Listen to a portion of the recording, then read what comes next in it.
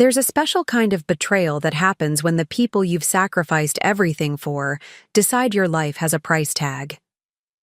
I discovered this truth at 68 years old, lying in a hospital bed with fresh surgical stitches across my chest, while my children were busy emptying my bank accounts. They thought a heart valve replacement meant I wouldn't notice, or perhaps that I wouldn't survive to confront them. They were wrong on both counts. Before we jump back in, tell us where you're tuning in from. And if this story touches you, make sure you're subscribed, because tomorrow I've saved something extra special for you. My name is Ruth Wilson. For most of my life, I defined myself as Edward's wife, then as Diane and Gregory's mother, and finally as the matriarch who held together a small but beautiful family legacy. That identity shattered 6 months ago, though. The cracks had been forming for years without my acknowledgement. I started my morning that fateful Tuesday like I had for decades, early, with purpose, and with a steady ritual of breakfast preparations. At 68, I had developed an appreciation for the quietude of dawn that my younger self could never have understood.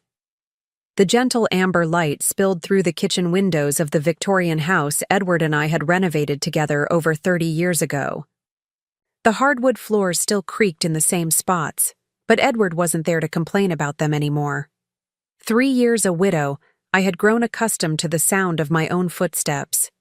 I was brewing a pot of chamomile tea, no caffeine, doctors, orders, when my phone rang. It was Dr. Martinez calling with my test results. Her voice was gentle but firm as she explained that my heart valve had deteriorated faster than anticipated. "Ruth, we need to schedule surgery within the next 2 weeks. The condition is progressing and I don't want to take any chances." Surgery. At my age, that word carried weight, conjured images of hospital beds and uncertainty. But I had always faced life's challenges head-on. "I understand," I said simply. "Let's schedule it." After hanging up, I sat at my kitchen table and made 3 calls. First to Gregory, my son, an investment manager in Boston. Then to Diane, my daughter, a real estate developer in Chicago. Finally, to my sister Eleanor in Portland, who had always been my rock. Gregory answered immediately. "Mom, I've got a client waiting. Can I call you back?" "It's important, dear.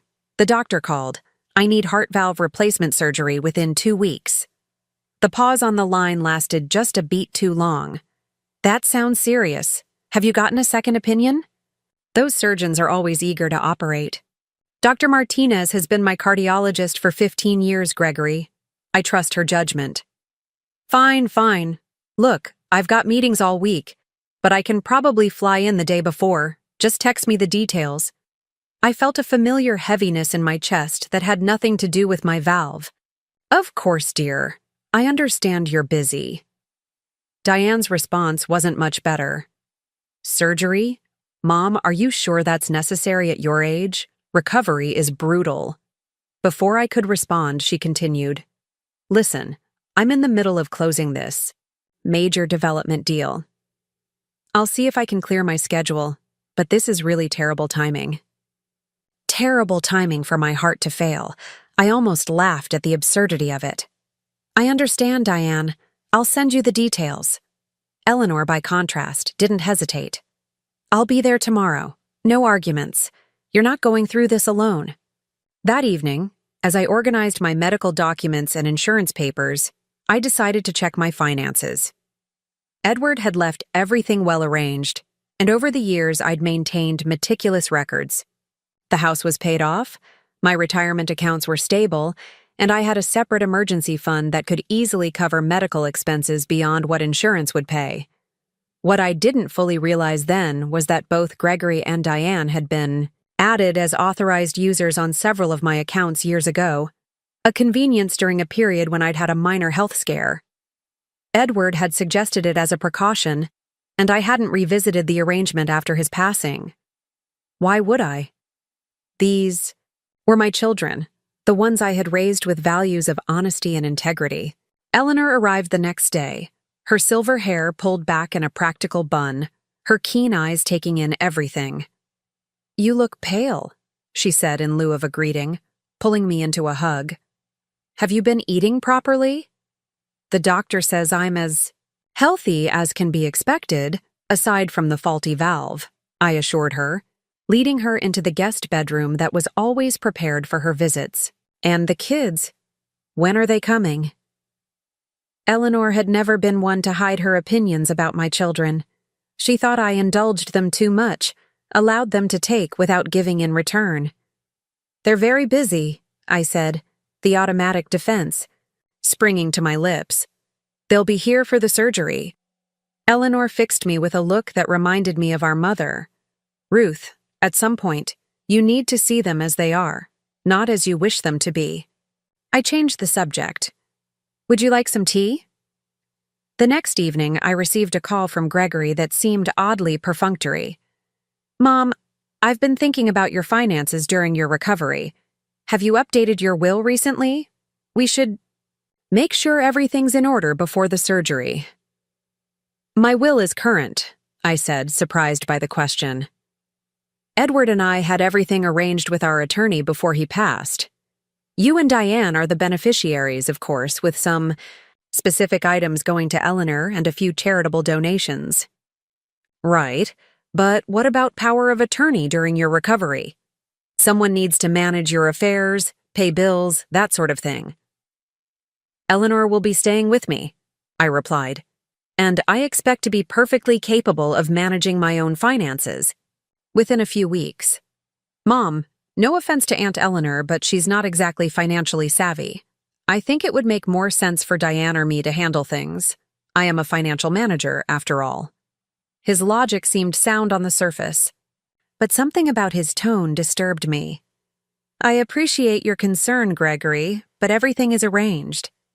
The day before my surgery, both Gregory and Diane arrived, rolling their luggage into the house with the air of people making a tremendous sacrifice.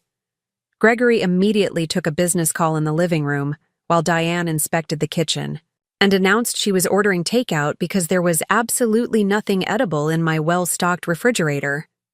That night, as I was laying out my hospital bag, I overheard them talking in the kitchen, their voices just low enough that they thought I couldn't hear. "Did you talk to her about the accounts?" Diane was asking. "She's being stubborn, says Eleanor will help her manage everything," Gregory replied with a scoff. "Eleanor doesn't need to know our business. Mom has over $2 million in assets between the house, investments, and savings. We need to protect our inheritance. I've already transferred $50,000 from her main savings to my account for medical expenses." Preparing and narrating this story took us a lot of time, so if you are enjoying it, subscribe to our channel. It means a lot to us. Now back to the story. "She won't notice with everything going on." "Good thinking. I took out $75 for property maintenance and care arrangements. I figured we might as well get ahead of this." I froze, my hand clutching the nightgown I'd been folding. My first instinct was to storm downstairs and confront them, but something held me back. Perhaps shock, perhaps a mother's desperate need to believe she had misunderstood. What if she doesn't make it through the surgery? Diane's voice was eerily practical. "The inheritance process can take months. We should make sure we have access to everything now." "She'll make it," Gregory sounded annoyed. "Mom's too stubborn to die." "But yes, we should secure what we can now. Who knows what ideas Eleanor might put in her head during recovery." I retreated to my bedroom, my hands shaking as I opened my laptop and logged into my bank accounts. There they were, 2 large transfers made within the past 24 hours. One for $50,000 to Gregory's personal account labeled Medical Care Fund. Another for $75,000 to Diane's business account marked Property Management. Money I never authorized, money they had simply taken. I sat there in the dim light of my bedroom, a strange calm replacing the initial shock. In that moment, something fundamental shifted inside me. The veil of maternal blindness lifted, and I saw my children, truly saw them, perhaps for the first time. They weren't the toddlers who had once climbed into my lap for bedtime stories. They weren't the teenagers I had cheered for at graduations. They were adults who had calculated the value of my life and decided to cash in early. My surgery was scheduled for 7 a.m. the next morning. I had exactly 12 hours to decide what to do with this devastating clarity. At 5 a.m., as Eleanor drove me to the hospital with Gregory and Diane following in their rental car, I made my decision. I would survive this surgery, I would recover, and then I would rewrite my legacy, one that would no longer reward the betrayal of those I had given everything to. "You're quiet," Eleanor observed as we pulled into the hospital parking lot. "Just nervous about the surgery," I lied, the first of many untruths I would tell in the coming weeks. The pre-operative room was cold, clinical, filled with the beeping of monitors and the hushed voices of medical staff. Gregory checked his watch repeatedly while Diane scrolled through her phone. Eleanor held my hand, her grip firm and reassuring. "We'll all be here when you wake up," Gregory said, finally putting his phone away as the nurses prepared to wheel me into surgery. "I'm counting on it," I replied, meeting his eyes directly. Something in my gaze made him look away first. The last thing I remember before the anesthesia took hold was the realization that the life I woke up to would be fundamentally different from the one I was leaving behind.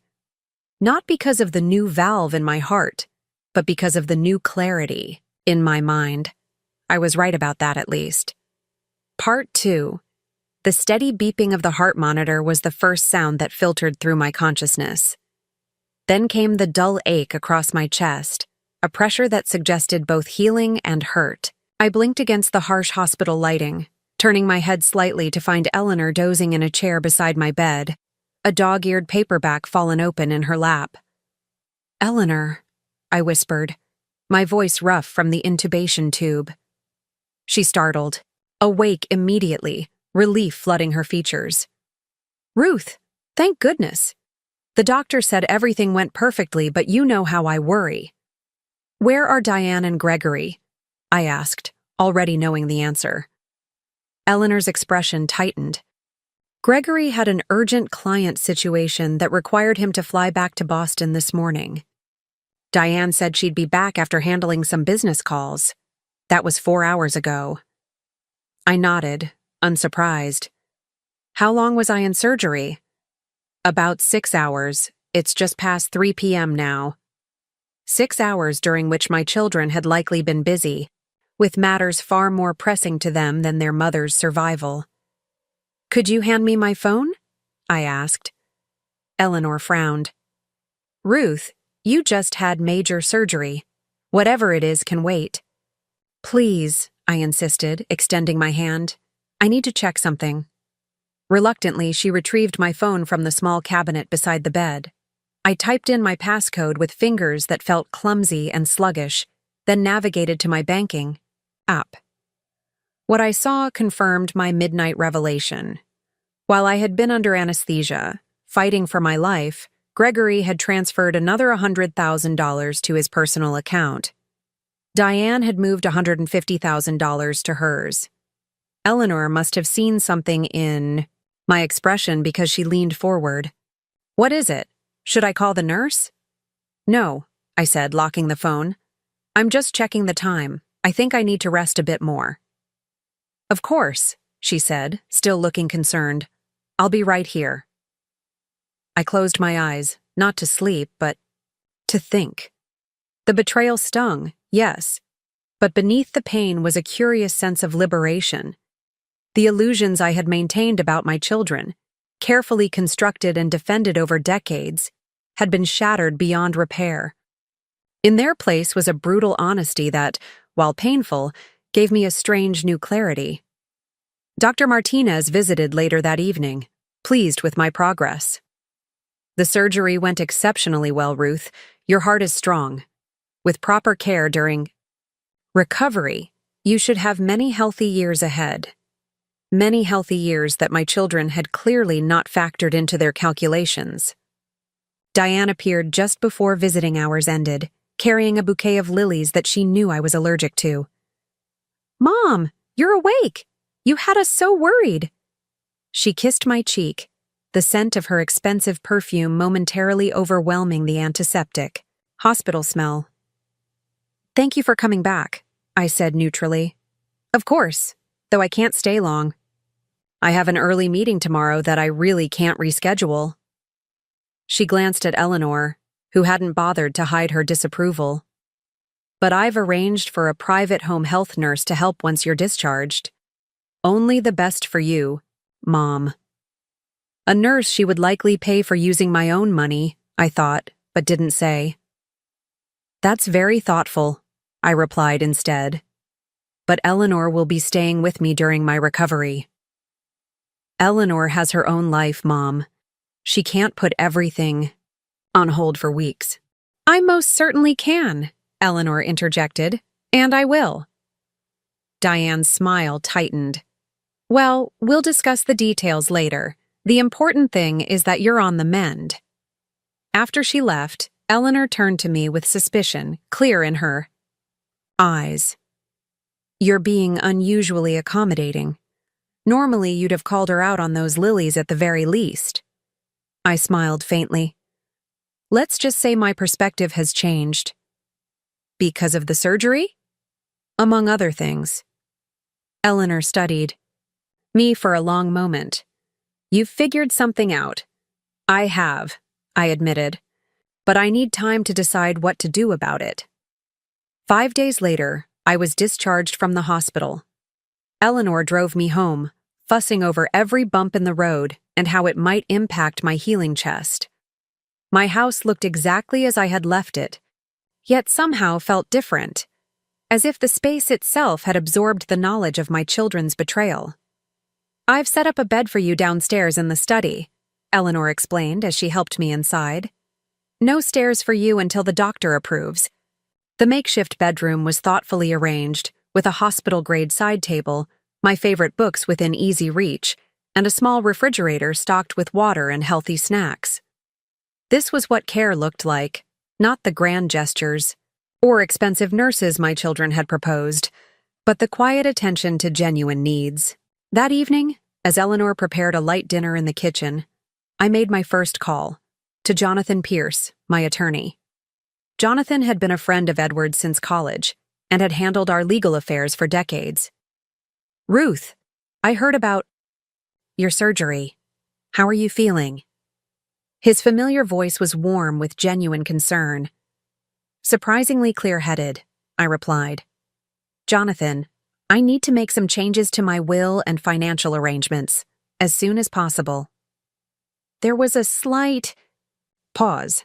"I see. May I ask what's prompted this?" "Let's just say I've gained some insights during my recovery. How soon can we meet?" "I could come to your home tomorrow afternoon if that works for you. I understand you're recovering." "That would be perfect. And Jonathan, I'd appreciate your discretion. I don't want Gregory or Diane to know about these changes just yet." Another pause, longer this time. "Of course, Ruth. Complete confidentiality is understood."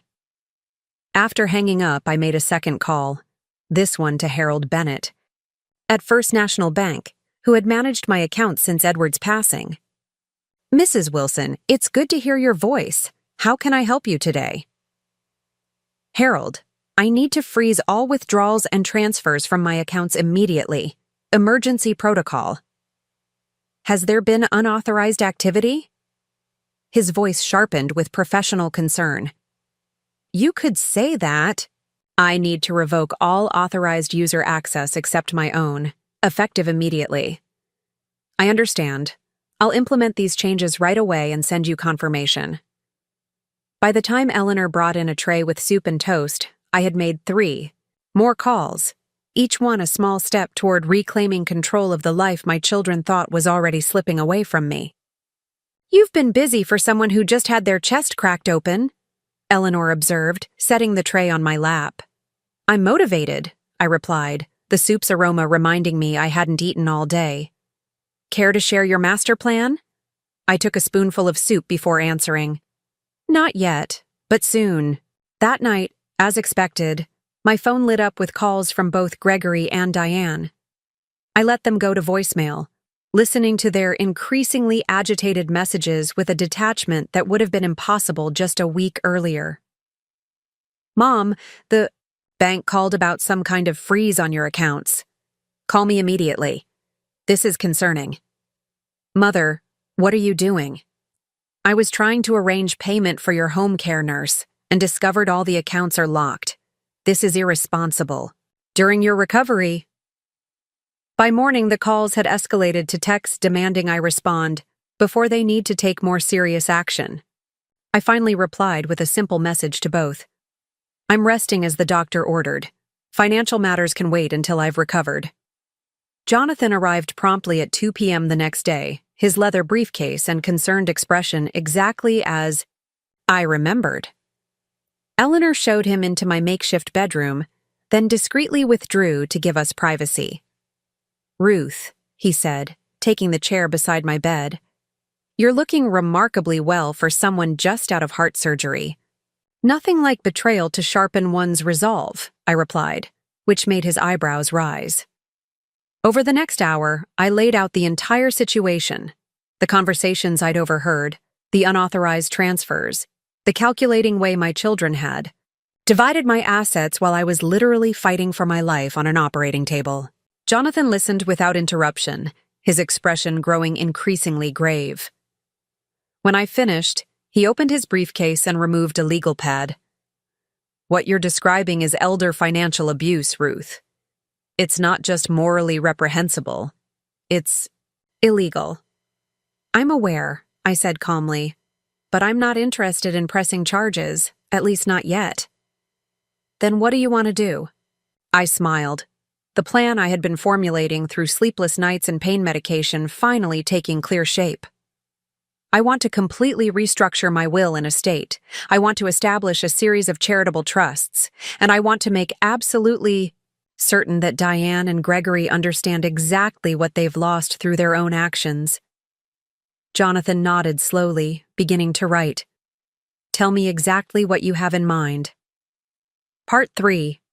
Over the next 3 weeks, as my body slowly healed from the trauma of surgery, I executed my plan with a methodical precision that would have made Edward proud. My husband had always admired decisiveness.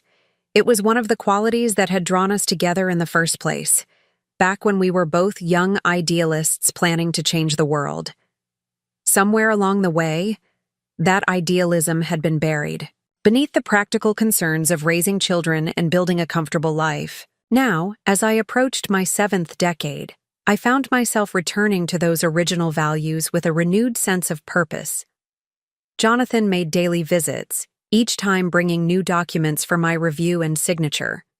Together, we created a labyrinth of legal protections around what remained of my assets after my children's unauthorized withdrawals. Approximately $6 million in investments, savings, and property value. "The charitable trust structure is complex," Jonathan warned as he spread the latest documents across my lap. "Once established, these decisions will be difficult to reverse." "I understand," I replied, signing my name with a steady hand. "That's precisely what I want." Eleanor observed these sessions with growing curiosity but respected my privacy, asking no questions beyond, "Are you sure you know what you're doing?" "More sure than I've been about anything in years," I told her. Meanwhile, Diane and Gregory had progressed from confused demands to outright panic, as they realized their access to my finances had been completely severed. Their tactics evolved accordingly.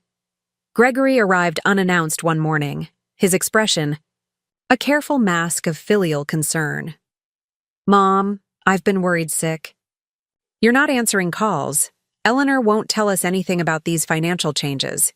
And frankly, I'm concerned about your mental state after such a serious operation."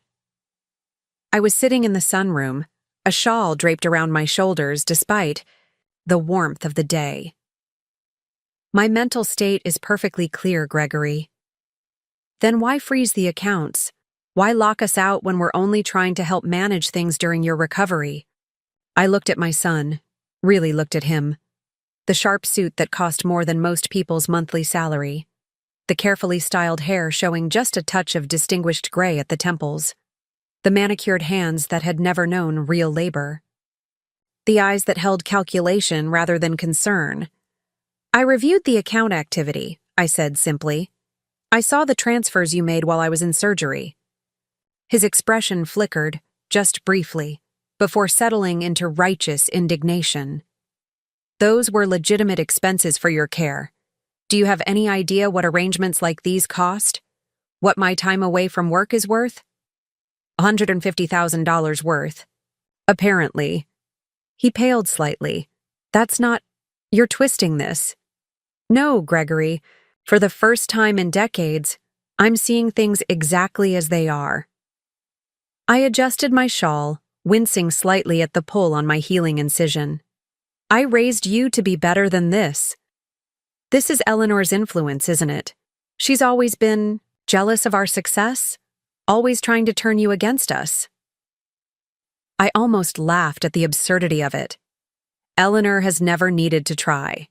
You and Diane have managed that quite effectively on your own."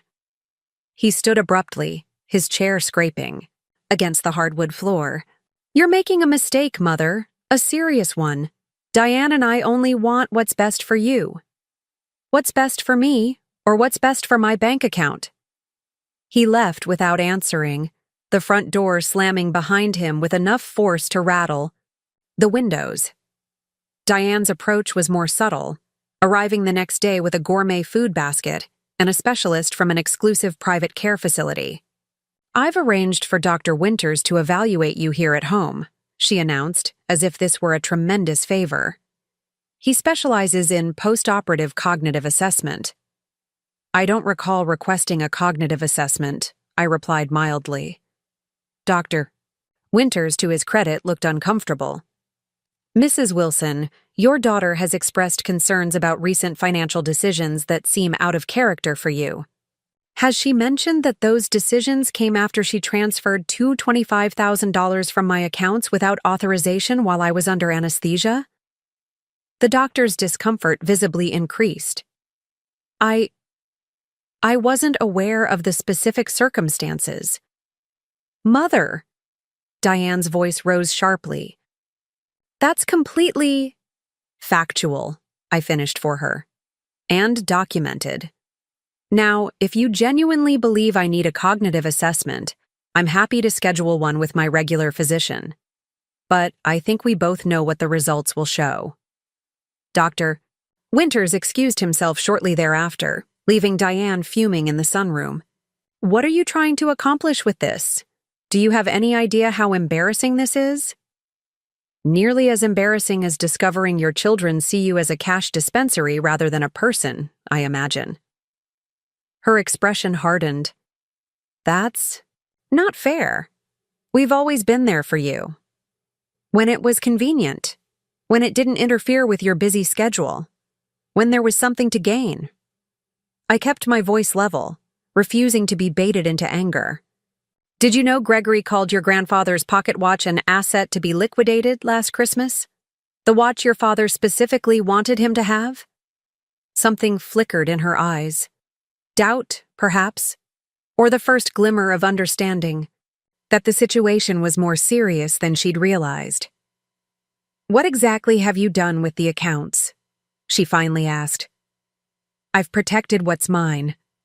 The details aren't your concern any longer." After she left, Eleanor found me staring out. The window at the garden Edward had planted decades ago. The roses were blooming, their heavy heads nodding in the afternoon breeze. "You didn't tell them about the trusts," she observed, settling into the chair beside mine. "Not yet. The paperwork will be finalized next week. They'll learn everything. Then." Eleanor reached over and took my hand, her fingers cool against my skin. "Are you absolutely certain about this, Ruth? It's a drastic step." I turned to look at my sister, this woman who had stood by me through every joy and heartbreak of my long life. "Do you remember what our mother used to say about making your values known?" Eleanor smiled faintly. "It's not what you say that matters. It's what you do when it costs you something. Exactly. I've spent decades telling my children about compassion, about integrity, about using privilege to help others. But I never showed them those values in action, not when it truly cost me something. I squeezed her hand. Now I will. The following Tuesday, Jonathan arrived with the final documents and a court-appointed witness. Everything is in order, he confirmed. Once you sign these, the charitable trust will be activated, and the amendments to your will becomes legally binding. I took the pen he offered and signed my name to each document without hesitation.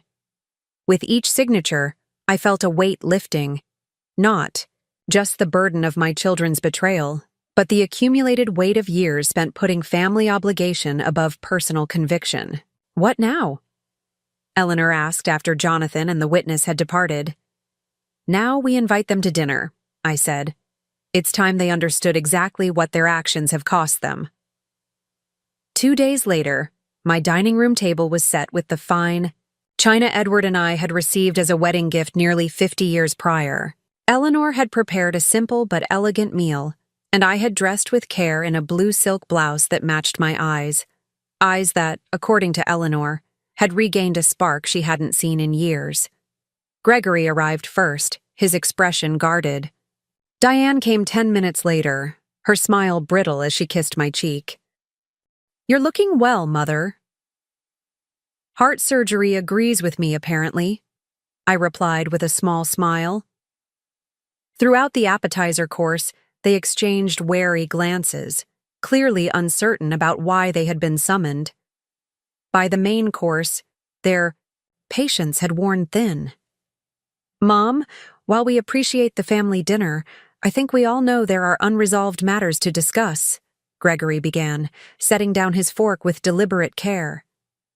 You're right, I agreed. That's precisely why I invited you both tonight. I nodded to Eleanor, who retrieved a folder from the sideboard and placed it before me. Inside were copies of the documents I had signed, the new will, the trust agreements, the financial statements showing the unauthorized transfers they had made. 3 weeks ago, while I was undergoing heart valve replacement surgery, you both took it upon yourselves to transfer substantial sums from my accounts without my knowledge or consent, I began, my voice steady. Gregory, you took $150,000 in total. Diane, you took $225,000. They began to protest simultaneously, but I held up my hand. I'm not finished. To my surprise, they fell silent. I've had a great deal of time to reflect during my recovery. On my life, on my choices, and most importantly, on the values I failed to instill in both of you despite my best intentions. I removed the documents from the folder, laying them on the table. These are copies of my revised estate plans. I've established 3 charitable trusts that will receive the remainder of my assets upon my death. Diane's face drained of color. What are you saying? I'm saying that the inheritance you were so eager to secure no longer exists. The first trust will fund college scholarships for first-generation students. The second will support cardiac care for uninsured patients. The third will provide emergency assistance to elderly individuals facing financial exploitation. Gregory's expression hardened. This is ridiculous. We can contest this. You clearly weren't in your right mind after major surgery. Jonathan anticipated that response, I said calmly. That's why we had a court-appointed witness present for the signing, along with an independent psychological evaluation confirming my cognitive capacity. The trusts are irrevocable. You can't do this, Diane whispered, tears forming in her eyes. We're your children. Yes, you are. Which is why I haven't reported the unauthorized transfers to the authorities, though Jonathan strongly advised me to do so. I met her gaze directly. Consider those transfers your inheritance, distributed early and entirely through your own actions. The silence that followed was deafening. Eleanor quietly began clearing the dinner plates, though none of us had finished eating. So that's it? Gregory finally said, his voice tight with barely controlled anger. You're disinheriting us completely because we tried to be proactive about managing your affairs? No, Gregory. I'm aligning my legacy with my actual values, not with family obligation alone. I folded my hands on the table. The money you took, that was motivated by entitlement, by a belief that my assets were already effectively yours. What remains, I'm directing toward people who truly need it and who will hopefully use it to create something better. This is Eleanor's doing, Diane hissed, turning to glare at my sister. She's always been jealous of what we have. Eleanor, returning from the kitchen, merely raised an eyebrow. What exactly do you have, Diane, besides what you've taken from your mother? The dinner ended shortly thereafter, with both my children storming out, threats of legal action and estrangement hanging in the air behind them. I sat at the empty table, surrounded by half-eaten food and the wreckage of family bonds I had spent a lifetime nurturing. Are you all right? Eleanor asked softly, her hand on my shoulder. I considered the question carefully. My chest ached from the surgery. My heart ached from the betrayal, yet beneath both pains was a curious sense of peace. Yes, I said finally. For the first time in a very long time, I believe I am. Part 4. The aftermath of that dinner unfolded like a slow-motion collision, each impact revealing new dimensions of damage and, unexpectedly, new possibilities for growth. In the weeks that followed, Gregory and Diane cycled through predictable stages of reaction: denial, anger, attempted manipulation, and finally, desperate negotiation. Gregory was the first to try a new approach, arriving at my door on a Sunday afternoon with an expensive bottle of wine and a contrite expression. I've been reflecting on everything, Mom, he said, settling into the armchair across from me. I think there's been a terrible misunderstanding. I set aside the book I'd been reading. What exactly have I misunderstood? The transfers. They weren't about taking your money. They were about protecting you. He leaned forward, his expression earnest. Dad always said we needed to be prepared for emergencies, to think ahead. That's all I was doing. By transferring funds to your personal account without my knowledge while I was in surgery? He winced slightly. I admit the timing was poor, and I should have discussed it with you first. But my intentions were good. I studied my son's face, the face I had once known better than my own. When he was a child, I could read every emotion, anticipate every need. Somewhere along the way, we had become strangers to each other. Gregory, do you remember the summer you were 12, when you accidentally broke Mrs. Harrington's window with your baseball? He blinked, clearly thrown by the change of subject. Vaguely. What does that have to do with... You came home terrified, convinced you'd be in terrible trouble. Instead of telling me the truth, you invented an elaborate story about neighborhood bullies. Do you remember what happened when I found out the truth? He shifted uncomfortably. You made me go apologize and work in her garden every Saturday, for a month to pay for the repairs. Yes. And what did I tell you was the most disappointing part? His gaze dropped to his hands. That I had lied instead of taking responsibility. Some lessons need to be learned more than once, it seems. I gestured toward the door. When you're ready to tell me the truth about why you took that money, the real truth, then we can have a genuine conversation.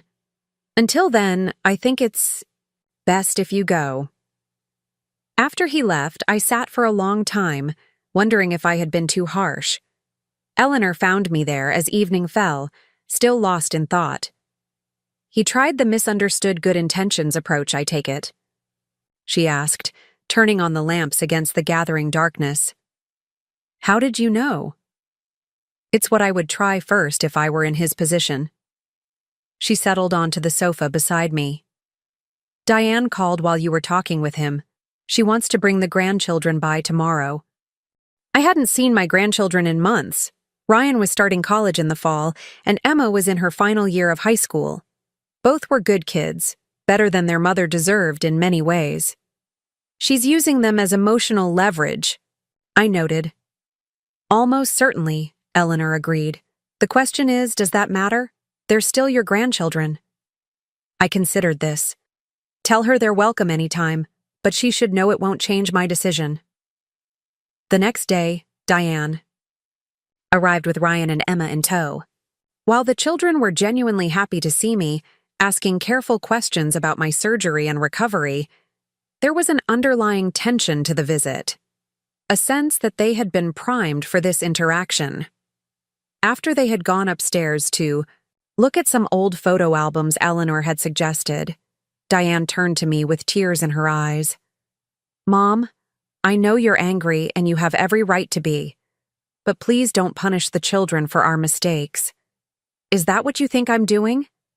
I asked quietly. Punishing you? What else would you call it? You've cut us out of your will completely. I leaned forward slightly, mindful of the still healing incision across my chest. I call it living my values, Diane, something I should have done years ago. By giving everything to strangers instead of your own family? The money you and Gregory took, that was your inheritance.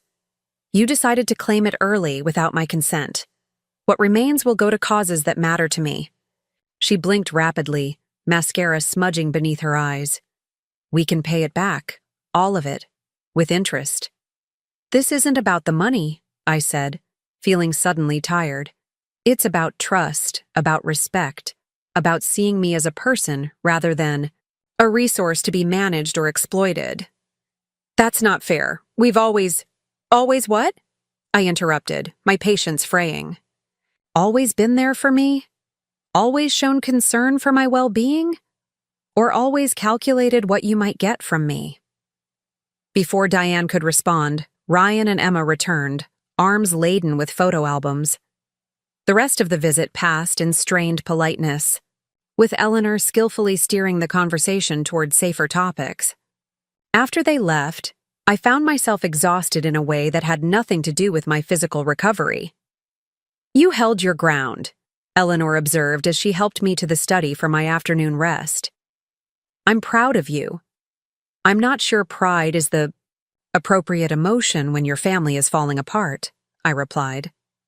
This family fell apart long before you had surgery, she said bluntly. The difference is that now you're refusing to pretend otherwise. That night, I dreamed of Edward. We were sitting in the garden behind our first small house, the one we'd bought when Gregory was still a baby and Diane wasn't yet born. In the dream, Edward looked as he had in his 40s, strong, vital, his dark hair just beginning to silver, at the temples. You've finally done it, he said, smiling at me across the wooden picnic table where we'd shared countless summer meals. Done what? I asked. Chosen yourself. I woke with tears on my face, the phantom warmth of his hand still lingering on mine. Outside my window, dawn was just beginning to break, painting the sky in delicate washes of pink and gold. I lay there, watching the light change, thinking about choices and consequences, about the paths not taken and the ones still ahead. By the time Eleanor brought in my morning tea, I had made a new decision.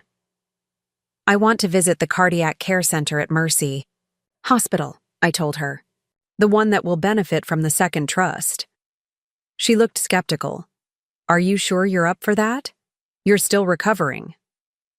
I'm well enough for a short visit. I want to see what my money will actually do, not in some abstract future, but in real terms, for real people. 2 days later, Dr. Martinez accompanied us on a tour of the cardiac care unit. I had expected an administrative overview, perhaps some bland assurances about how the funds would be used. What I received instead was a profound education.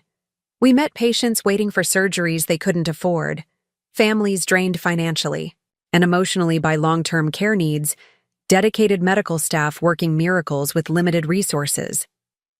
Dr. Martinez introduced me to Sophia, a 34-year-old single mother who needed the same valve replacement I had received, but who had been putting it off for years because she couldn't afford to take time off work. The trust you've established could cover cases exactly like Sophia's, Dr. Martinez explained. Not just the surgery, but the support services that make recovery possible: home care, transportation, childcare during recovery. I looked at Sophia, saw the mixture of fear and hope in her eyes, the same emotions I had felt before my own surgery. But underlying her fear was a grinding worry I had never had to face: the terror of financial ruin, of leaving her children without support. "How many patients like Sophia do you see each year?" I asked quietly. "Dozens," Dr. Martinez replied. "And those are just the ones who make it to us. Many never seek treatment at all because they know they can't afford it." That night, I sat at Edward's old desk in our bedroom, a space I had rarely used since his passing. From the bottom drawer, I retrieved a leather-bound journal, the business diary he had kept meticulously throughout his career. Edward had built his investment firm from nothing, working 18-hour days in the early years, always with an eye toward creating security for our family. But there had been another side to my husband, one that our children had never fully appreciated. Edward had believed deeply in giving back, in using privilege to create opportunity for others. He had established scholarship funds, donated to medical research, volunteered his financial expertise to struggling community organizations. As I flipped through the pages of his journal, I found the note he had written to himself on the day Gregory graduated from business school. "Proudest moment of my life. Now hoping he learns that success means nothing if not shared." Edward would have been devastated to see what our children had become. The entitlement, the calculation, the fundamental misunderstanding of what his life's work had been about. Yet I couldn't escape my own responsibility in shaping them. I had enabled their sense of entitlement, had smoothed over their selfishness, had made excuses for their lack of compassion. The next morning, I called Jonathan and asked him to make one addition to my estate plan. "I want to establish a fourth trust," I explained. "This one with different terms." "What did you have in mind?" he asked. "A conditional bequest to Gregory and Diane. Not cash, but an opportunity to rebuild what they've broken." Jonathan arrived that afternoon with draft documents for my review. The new trust was elegant in its simplicity. Gregory and Diane would have the opportunity to direct a portion of the charitable funds each year, but only if they personally volunteered a minimum of 200 hours annually, with the organizations benefiting from the trusts. "This gives them a pathway back," Jonathan observed as I signed the amendment, "but one that requires genuine effort on their part." "Exactly," I said. "The money is still going to the causes I've chosen, but they have the chance to participate in the process, to perhaps understand what motivated my decision. And if they refuse, then the original terms stand. The money goes to the causes either way. What they gain or lose is the connection to the work, to the impact, and ultimately, to me." Eleanor, who had been quietly observing from the doorway, nodded her approval. "It's generous without being naive. Edward would approve." The following week brought an unexpected visitor, Emma, my granddaughter, arriving alone and unannounced on a Tuesday afternoon while Eleanor was out grocery shopping. "Grandma," she said, hugging me carefully when I opened the door. "I hope it's okay that—" "I came by myself. Mom doesn't know I'm here." "You're always welcome," I assured her, leading her into the living room. "Is everything all right?" She sat on the edge of the sofa, looking suddenly much younger than her 17 years. "I overheard Mom and Dad arguing about what happened with your money, about what they did while you were in surgery." My heart sank. "Emma, that's between your mother and me. You shouldn't have been dragged into it." "But I am in it, aren't I? We all are." She twisted her hands in her lap.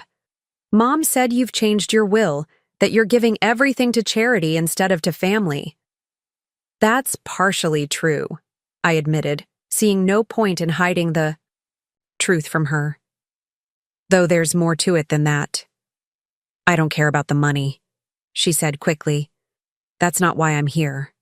I just, I needed to know if it was true. What they did. I studied my granddaughter's face. The earnestness. In her expression, the moral clarity that had not yet been compromised by adult rationalizations. Yes, I said finally. It's true. They transferred large sums from my accounts without my knowledge or permission. Emma nodded slowly, as if confirming something she had already suspected. That's what I thought. Dad was trying to convince Mom they needed to pay it all back, but she kept saying they deserved it for all they've done for you. The insight into their private disagreement surprised me. I had assumed they were united in their defense of their actions. And what do you think? I asked gently. I think. She hesitated, then straightened her shoulders. I think they were wrong, and I think they know it deep down. Dad's been different since it happened, quieter, like he's ashamed. Mom's just angry all the time. I'm sorry you've been caught in the middle of this, I said, reaching over to squeeze her hand. That was never my intention. I know. She smiled faintly. For what it's worth, I think what you're doing with the money is amazing. Ryan and I looked up some of the charities you're supporting. The scholarship program for first-generation students? That's exactly the kind of thing I'd want to do if I had money like that. In that moment, looking at my granddaughter's earnest face, I felt a glimmer of hope I had not expected to find again. Perhaps the values I had tried to instill had taken root somewhere after all, skipping a generation to find fertile ground. Would you like some tea? I offered. I could tell you more about the foundations if you're interested. She nodded eagerly, and for the next hour, we talked, really talked, about purpose and privilege, about using resources to create positive change. I showed her the preliminary designs for the scholarship program, the criteria for the cardiac care fund, the structure of the Elder Protection Initiative. Could I, maybe, help somehow? She asked hesitantly as our conversation wound down. I know I'm still in high school, but I'm good with social media. I could create accounts for the foundations, help spread the word. I'd like that very much, I said, feeling a warmth spreading through my chest that had nothing to do with my healing incision. We could work on it together. After Emma left, I sat for a long time in the fading afternoon light, contemplating the unexpected turn events had taken. I had been prepared for the anger from my children, for the accusations and manipulations. What I hadn't anticipated was the possibility of building something new from the ruins of what had been broken, not a restoration of the old relationship, but the creation of something potentially more authentic.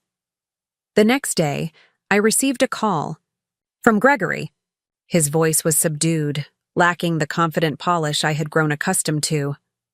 Mom, I need to talk to you, in person, if that's possible. I'm listening, I said, neither encouraging nor discouraging the request. It's about what happened, about the money. He paused, and I could hear him take a deep breath. I've been doing a lot of thinking, and I need to tell you the truth. I glanced at Eleanor, who had paused in her knitting at the mention of truth. I'm free this afternoon if you'd like to come by. Gregory arrived looking unlike his usual self, his expensive suit replaced by casual clothing, his hair slightly disheveled, the confident facade stripped away. He sat across from me in the sunroom, hands clasped tightly between his knees. First, I want to say I'm sorry, he began, the words coming out in a rush. What I did was wrong. Taking that money, there's no excuse for it. I knew it then, and I know it now. Then why did you do it? I asked, my voice neutral. He looked down at his hands. The truth is, I'm in financial trouble. Serious trouble. I made some bad investments, took on too much debt trying to maintain the lifestyle I thought I deserved. When you went into surgery, I panicked. I saw an opportunity to solve my problems, and I took it. The admission hung in the air between us. After weeks of justifications and manipulations, the simple truth was almost startling in its clarity. Does Diane know? I asked. He shook his head. No. She thinks it was about protecting your assets, making sure they stayed in the family. Her motives were different from mine. But no less self-serving, I observed. No, he agreed quietly. No less self-serving. I studied my son's face, searching for signs of the manipulative charm he had deployed so effectively in the past. Instead, I found something I hadn't seen in years: genuine vulnerability. The mask of perfect success finally cracked to reveal the struggling human beneath. What happens now? I asked. With your financial situation? I don't know. I might lose the house, maybe my stake in the firm. I've been meeting with a financial advisor to explore options for restructuring my debt. And the money you took, from me? He met my eyes directly for the first time since arriving. I want to pay it back. All of it. It might take time, but I'll find a way. I felt a complex mixture of emotions: disappointment in the choices he had made, grief for the relationship we had lost, but also a cautious respect for his willingness to finally speak the truth. Jonathan has prepared an amendment to my estate plan, I told him. It creates a pathway for both you and Diane to be involved with the charitable trusts, under certain conditions. Confusion crossed his face. I don't understand. The money will still go to the causes I've chosen. That decision stands. But you and Diane would have input into how some of the funds are directed, provided you each commit to substantial volunteer work with the organizations involved. You're not reinstating us as beneficiaries? No, I said firmly. But I am offering you both an opportunity to be part of something meaningful, to perhaps understand why this legacy matters to me. He was quiet for a long moment, processing the implications. And if we refuse, then the trusts continue as originally planned, without your involvement. Gregory nodded slowly. That's fair. More than fair, given what I did. As he rose to leave, he hesitated, then asked the question that had clearly been troubling him. Will you tell Diane what I told you? About my financial problems? No, I replied. That's your story to tell, not mine. But Gregory, the truth has a way of emerging eventually. It would be better coming from you than discovered by accident. After he left, Eleanor brought me a cup of tea, settling into the chair beside mine. Did you believe him? I considered the question carefully. Yes, I think I did. Not because he's suddenly become trustworthy, but because admitting financial failure costs him more than almost anything else would. It goes against everything he's built his identity around. And Diane? Do you think she'll follow his example? I doubt it, I said, sipping my tea. Diane's sense of entitlement runs deeper, and she's always been more committed to her own narrative. But I've extended the same opportunity to her. What she does with it is her choice. 2 days later, Emma called to tell me she had started working on social media accounts for the foundations. I've been doing research on effective charitable communication, she explained excitedly. I think we can really build something incredible, Grandma. Her enthusiasm was infectious, and as we talked through her ideas, I found myself imagining a future I hadn't previously considered. One where my legacy continued not just through the financial impact of the trusts, but through the active involvement of my granddaughter, perhaps eventually her brother as well. That evening, as Eleanor and I sat on the porch watching the sunset, she asked the question that had been hovering between us for weeks. Do you regret it? Any of it? I knew she wasn't just asking about the recent decisions regarding my estate. She was asking about the larger patterns of my life, the choices I had made as a mother, the values I had compromised in the name of family harmony, the decades spent enabling behaviors I should have confronted. I regret not being truthful. Sooner, I said finally. With them, but mostly with myself. I saw who they were becoming long before this happened, and I chose to look away. And now? Now I'm choosing to see clearly, to act accordingly, and to create something worthwhile from what remains. I smiled faintly. It's not the legacy I once imagined, but perhaps it's the one I was meant to leave all along. As darkness fell around us, I thought about the journey that had brought me to this point, a journey that had begun not with my surgery, but with the slow accumulation of choices made and opportunities missed over a lifetime. The betrayal by my children had been painful, yes, but it had also been clarifying, stripping away illusions I had clung to for far too long. In their place was something unexpected. Not reconciliation in the traditional sense, but the possibility of more authentic connections moving forward. With Gregory, tentatively making his way toward honesty. With Emma, eagerly embracing values that resonated with her own sense of purpose. Perhaps someday with Diane, if she could overcome her sense of entitlement long enough to see beyond herself. And most importantly, with myself, the woman I had always been beneath the roles of wife, mother, and grandmother. The woman who, at 68, was finally learning to live by her own lights rather than dimming them to accommodate others. Part 5. The 6-month anniversary of my surgery arrived on a perfect autumn day, the kind that sets New England aflame with color. Dr. Martinez pronounced me fully recovered, my new heart valve functioning exactly as it should. "You're doing remarkably well," she said, reviewing my latest test results.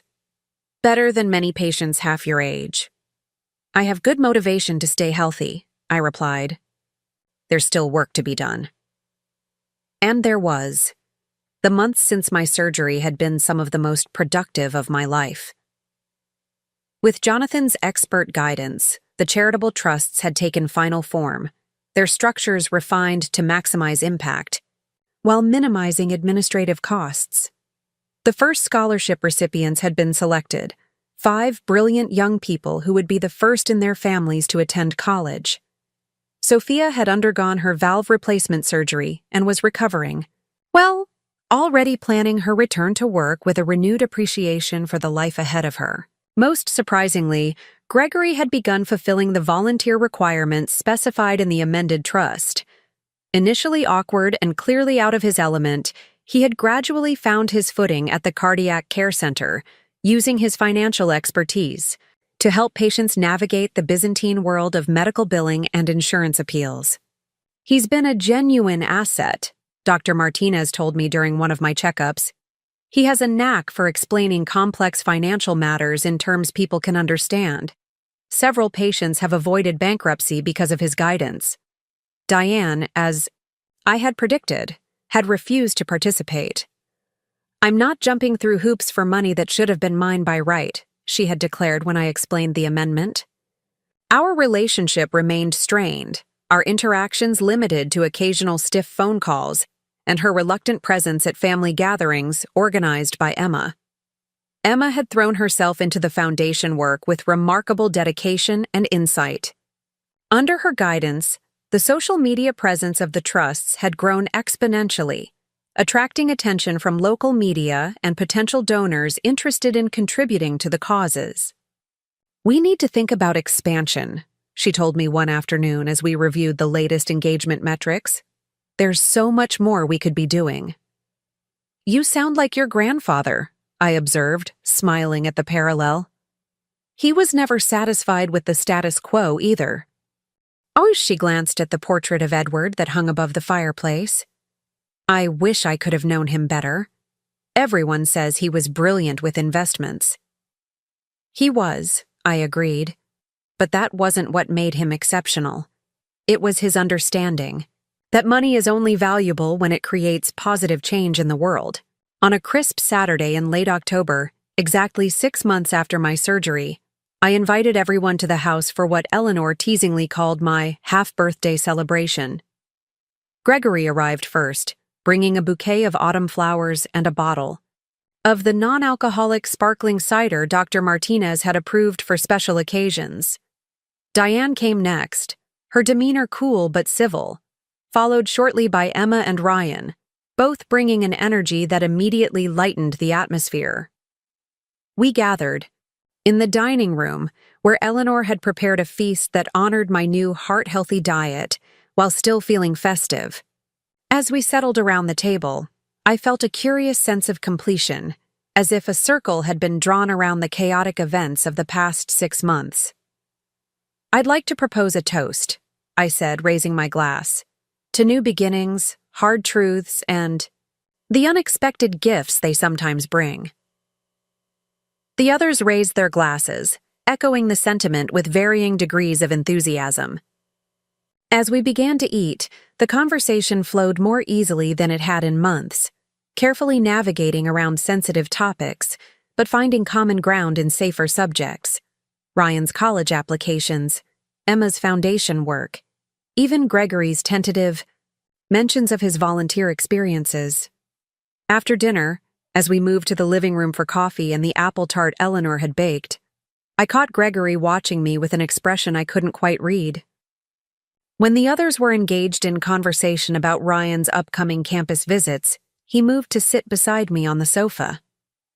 "I've been meaning to tell you something," he said quietly. "The work at the cardiac center, it's not what I expected." "In what way?" I asked.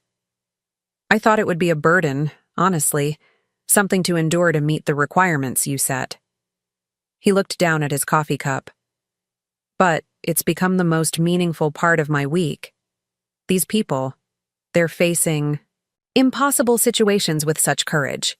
Being able to help them, even in a small way, it matters in a way that nothing in my regular work ever has."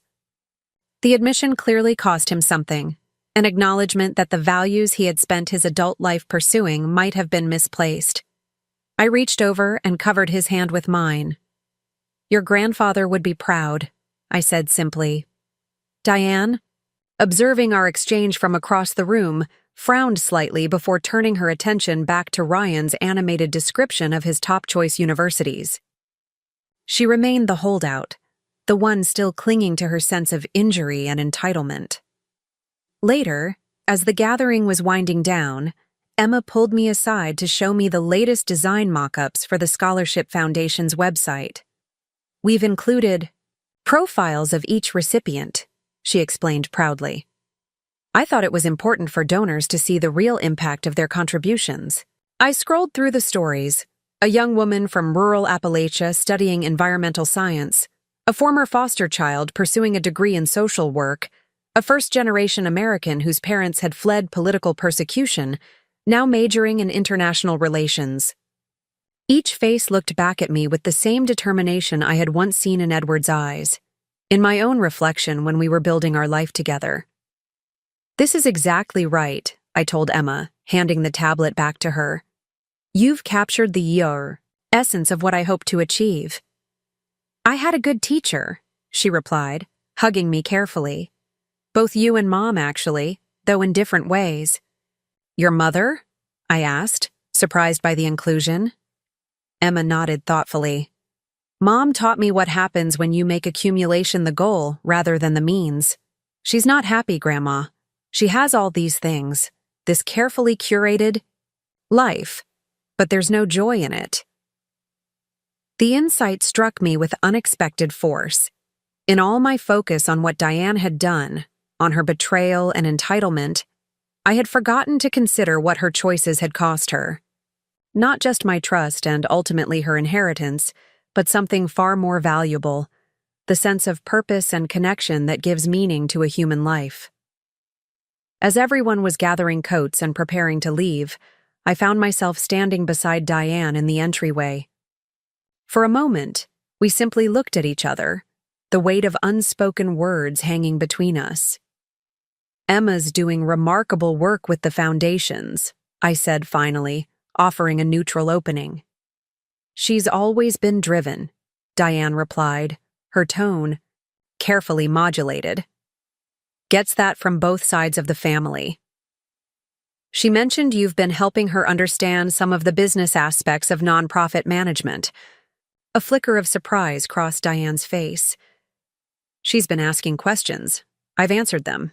It's not a big deal. But it was, I realized. It was the first tentative step toward engagement, toward finding a way to participate that didn't require admitting error or sacrificing pride. Your insights would be valuable to the advisory board, I said carefully, if you ever wanted to share them in a more formal capacity. She stiffened slightly. I'm not volunteering at some hospital to earn points, Mother. I'm not asking. You too. I'm suggesting your professional expertise has value in its own right. I met her gaze directly. The door is open, Diane. Whether and how you choose to walk through it is entirely up to you. After everyone had left, Eleanor and I sat in the quiet house, the remnants of the celebration still visible in coffee cups and dessert plates awaiting washing. That went better than expected, she observed. Gregory seems genuinely changed by the experience. Yes, I agreed, though whether its lasting change remains to be seen. And Diane? I considered the question carefully.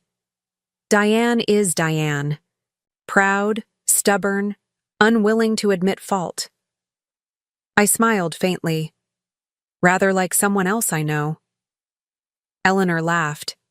You mean me, I assume? I was thinking of myself, actually, but now that you mention it. We both chuckled, the shared humor of siblings who have known each other too long for pretense. What happens now? Eleanor asked after our laughter had subsided. With all of them, with the foundations, with you? Now we continue, I said simply. Building what can be built, healing what can be healed, accepting what cannot be changed. That night, as I prepared for bed, I found myself drawn to the small jewelry box on my dresser. Inside, nestled in faded velvet, lay the pearl necklace Edward had given me on our wedding day.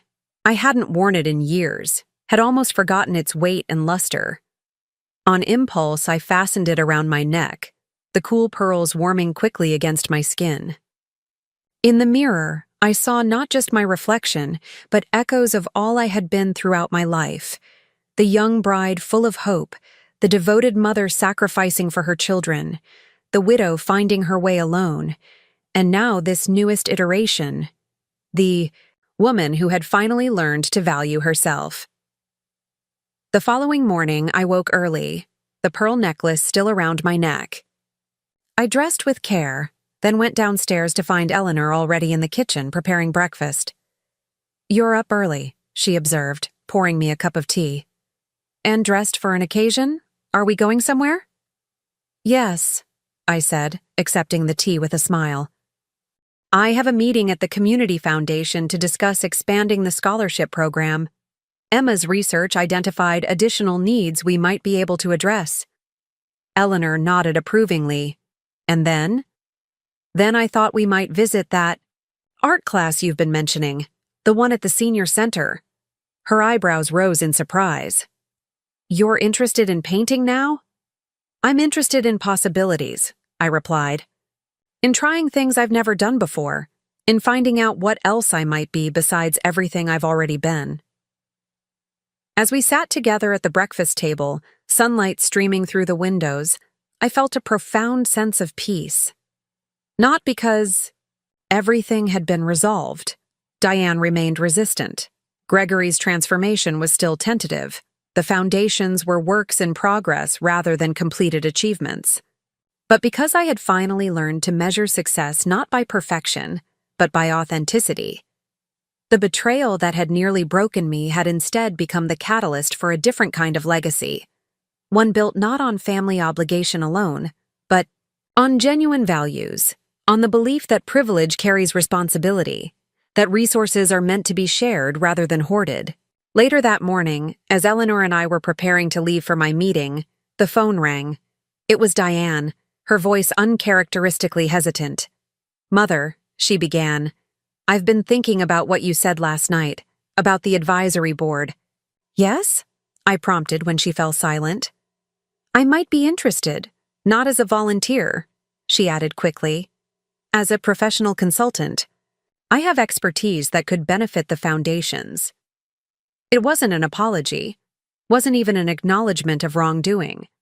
But it was an opening, a small crack in the wall of pride and entitlement she had built around herself.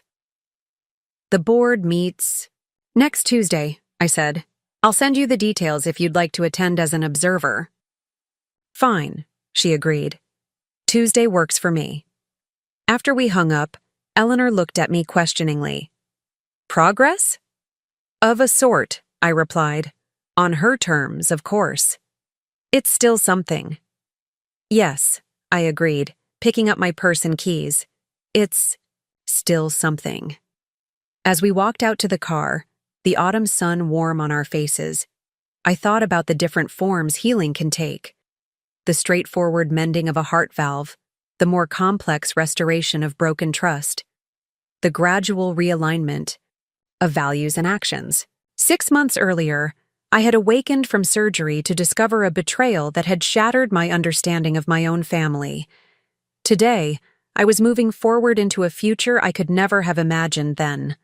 One where the inheritance my children had, so eagerly anticipated, had been transformed into something far more valuable than mere money. Not all of them could see it yet. Perhaps some never would.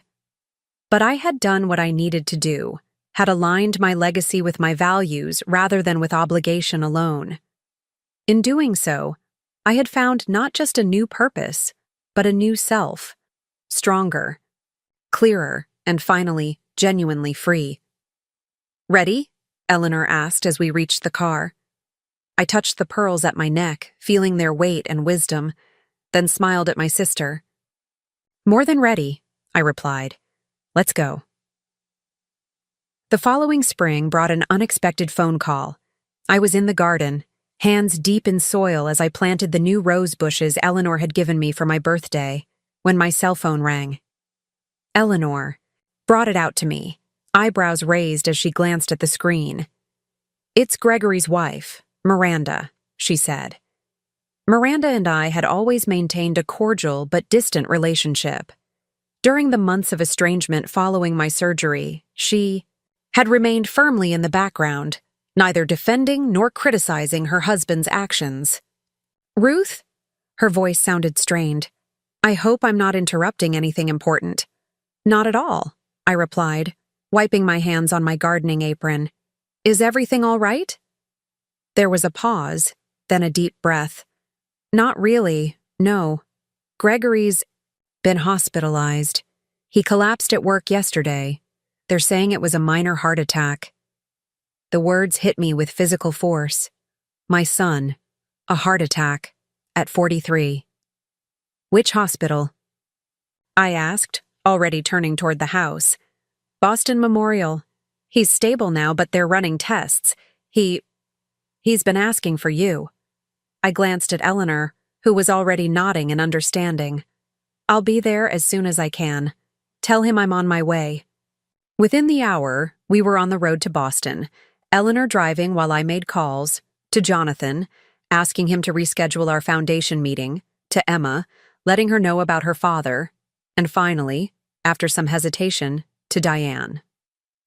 A heart attack? Diane's shock was evident even through the phone. That's impossible. Gregory's always been the healthy one.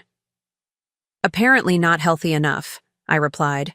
I'm on my way to Boston now. I'll meet you there, she said immediately. I can be on a plane in 2 hours. The swift, unquestioning response surprised me. Despite our tentative rapprochement over the foundations, Diane and Gregory's relationship had remained strained. Their interactions at family gatherings polite, but cool. He'd appreciate that, I said, choosing not to question her motives. Boston Memorial was a gleaming tower of glass and steel, its modern facade at odds with the historic buildings surrounding it. Miranda met us in the cardiac care unit waiting room, her usually immaculate appearance showing signs of a night spent in a hospital chair. He's through the worst of it, she said, accepting Eleanor's hug with visible gratitude. But the doctor says there's significant damage. He'll need to make major lifestyle changes. Can we see him? I asked. She nodded. He's been asking for you specifically, Ruth. Something about needing to talk to you before. She trailed off, clearly uncomfortable. Before what? Miranda looked away. Things haven't been good between us for a while now. The financial problems, then everything that happened with you and the inheritance. It's been a difficult year. I followed her to Gregory's room, feeling a strange sense of déjà vu as I entered the cardiac unit. The same beeping monitors, the same hushed voices, the same underlying current of fear that had surrounded my own hospitalization a year earlier. Gregory lay propped against pillows, his normally robust complexion now ashen. Various tubes and wires connected him to machines that tracked his vital signs. He looked smaller somehow, diminished by the sterile hospital environment and his own mortality. His eyes widened when he saw me. "Mom, you came." "Of course I came," I said, moving to his bedside and taking his hand. "You're my son." He closed, his eyes briefly, a muscle working in his jaw. "After everything that happened, I wasn't sure you would. Whatever has happened between us doesn't change that fundamental fact," I told him, settling into the chair beside his bed. "How are you feeling?" "Like I've been hit by a truck," he admitted with a weak attempt at humor. "The doctor says, I'm lucky." If Miranda hadn't recognized the symptoms and called an ambulance immediately, it could have been much worse. "She's a remarkable woman." He nodded, glancing toward the door where his wife had discreetly withdrawn to give us privacy. "Too remarkable for what I've put her through. That's partly why I needed to see you." I waited, sensing he was working toward something difficult. When I was lying on the floor of my office, waiting for the ambulance, thinking I might die right there, he swallowed hard. All I could think about was what a mess I was leaving behind. Not just financially, though God knows that's bad enough. But the broken relationships, the unresolved issues, the lies. "Gregory." "No, please. Let me finish while I have the courage." He shifted slightly, wincing at the movement. "I've been volunteering at the cardiac center not just because of your requirements for the trust, but because I've been trying to understand. To understand you. To understand what drove your decisions.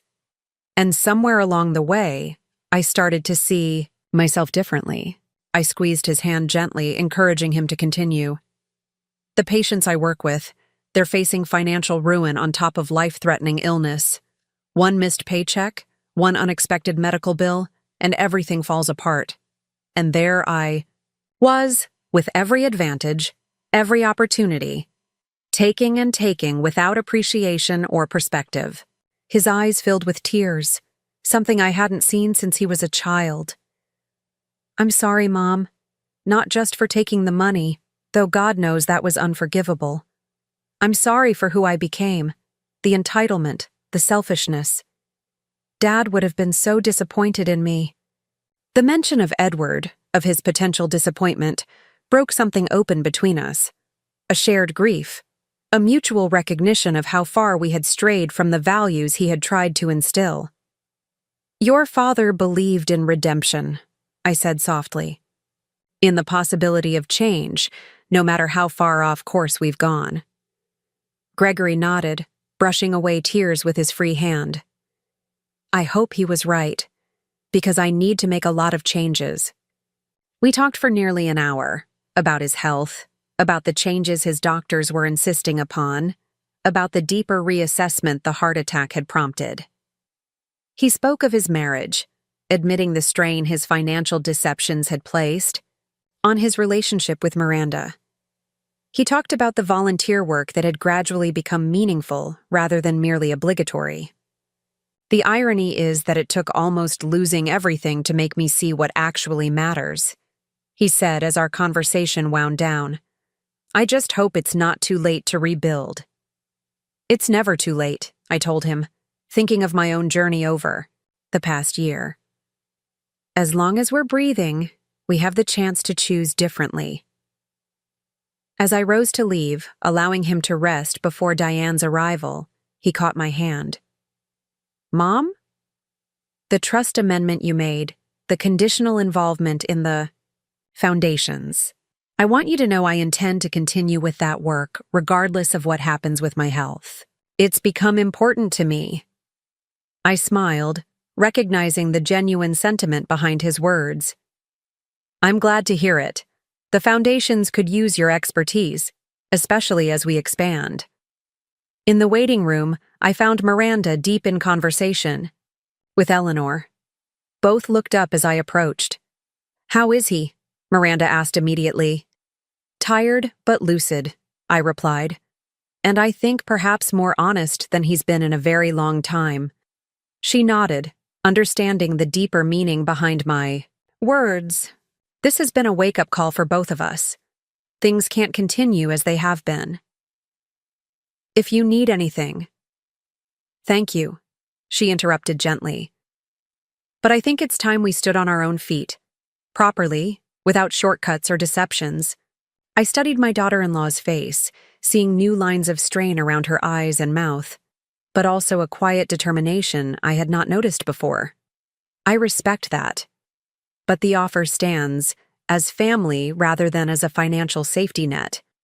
Later that evening, as Eleanor and I checked into a hotel near the hospital, Diane arrived, breezing into the lobby with her usual air of contained energy. She had come directly from the airport, her carry-on bag trailing behind her. "How is E?" she demanded without preamble. "Stable," I replied. "The doctors are optimistic about his recovery, though he'll need to make significant lifestyle changes. A heart attack, at his age." She shook her head in disbelief. "It doesn't make sense." "The doctor mentioned stress as a contributing factor," I said carefully. "Gregory has been under considerable strain this past year." Diane's expression hardened. "If you're implying this is somehow connected to the inheritance situation—" "I'm not implying anything," I interrupted firmly. "I'm simply relaying what the medical professionals have said.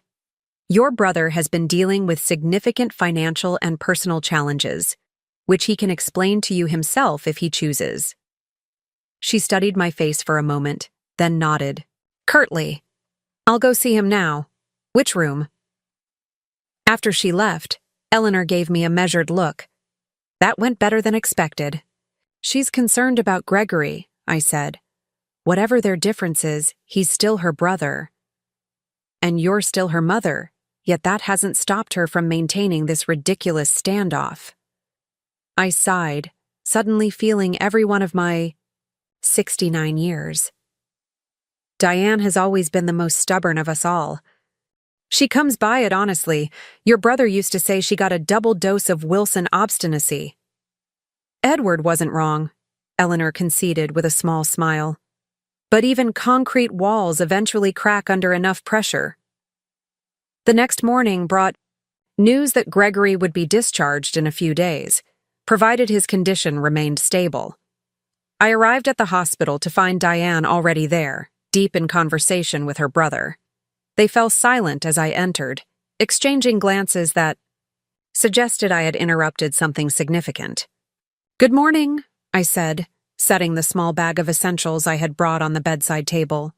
"You're looking better today, Gregory?" "The doctor says I'm making good progress," he replied, some color having returned to his face overnight. "They're talking about discharge by the weekend." "That's wonderful news." Diane cleared her throat. "Gregory's been telling me about his financial situation, about the real reason he took the money during your surgery." I glanced at my son, whose expression was a mixture of embarrassment and relief. "I see." "Why didn't you tell me?" Diane asked, turning to face me directly.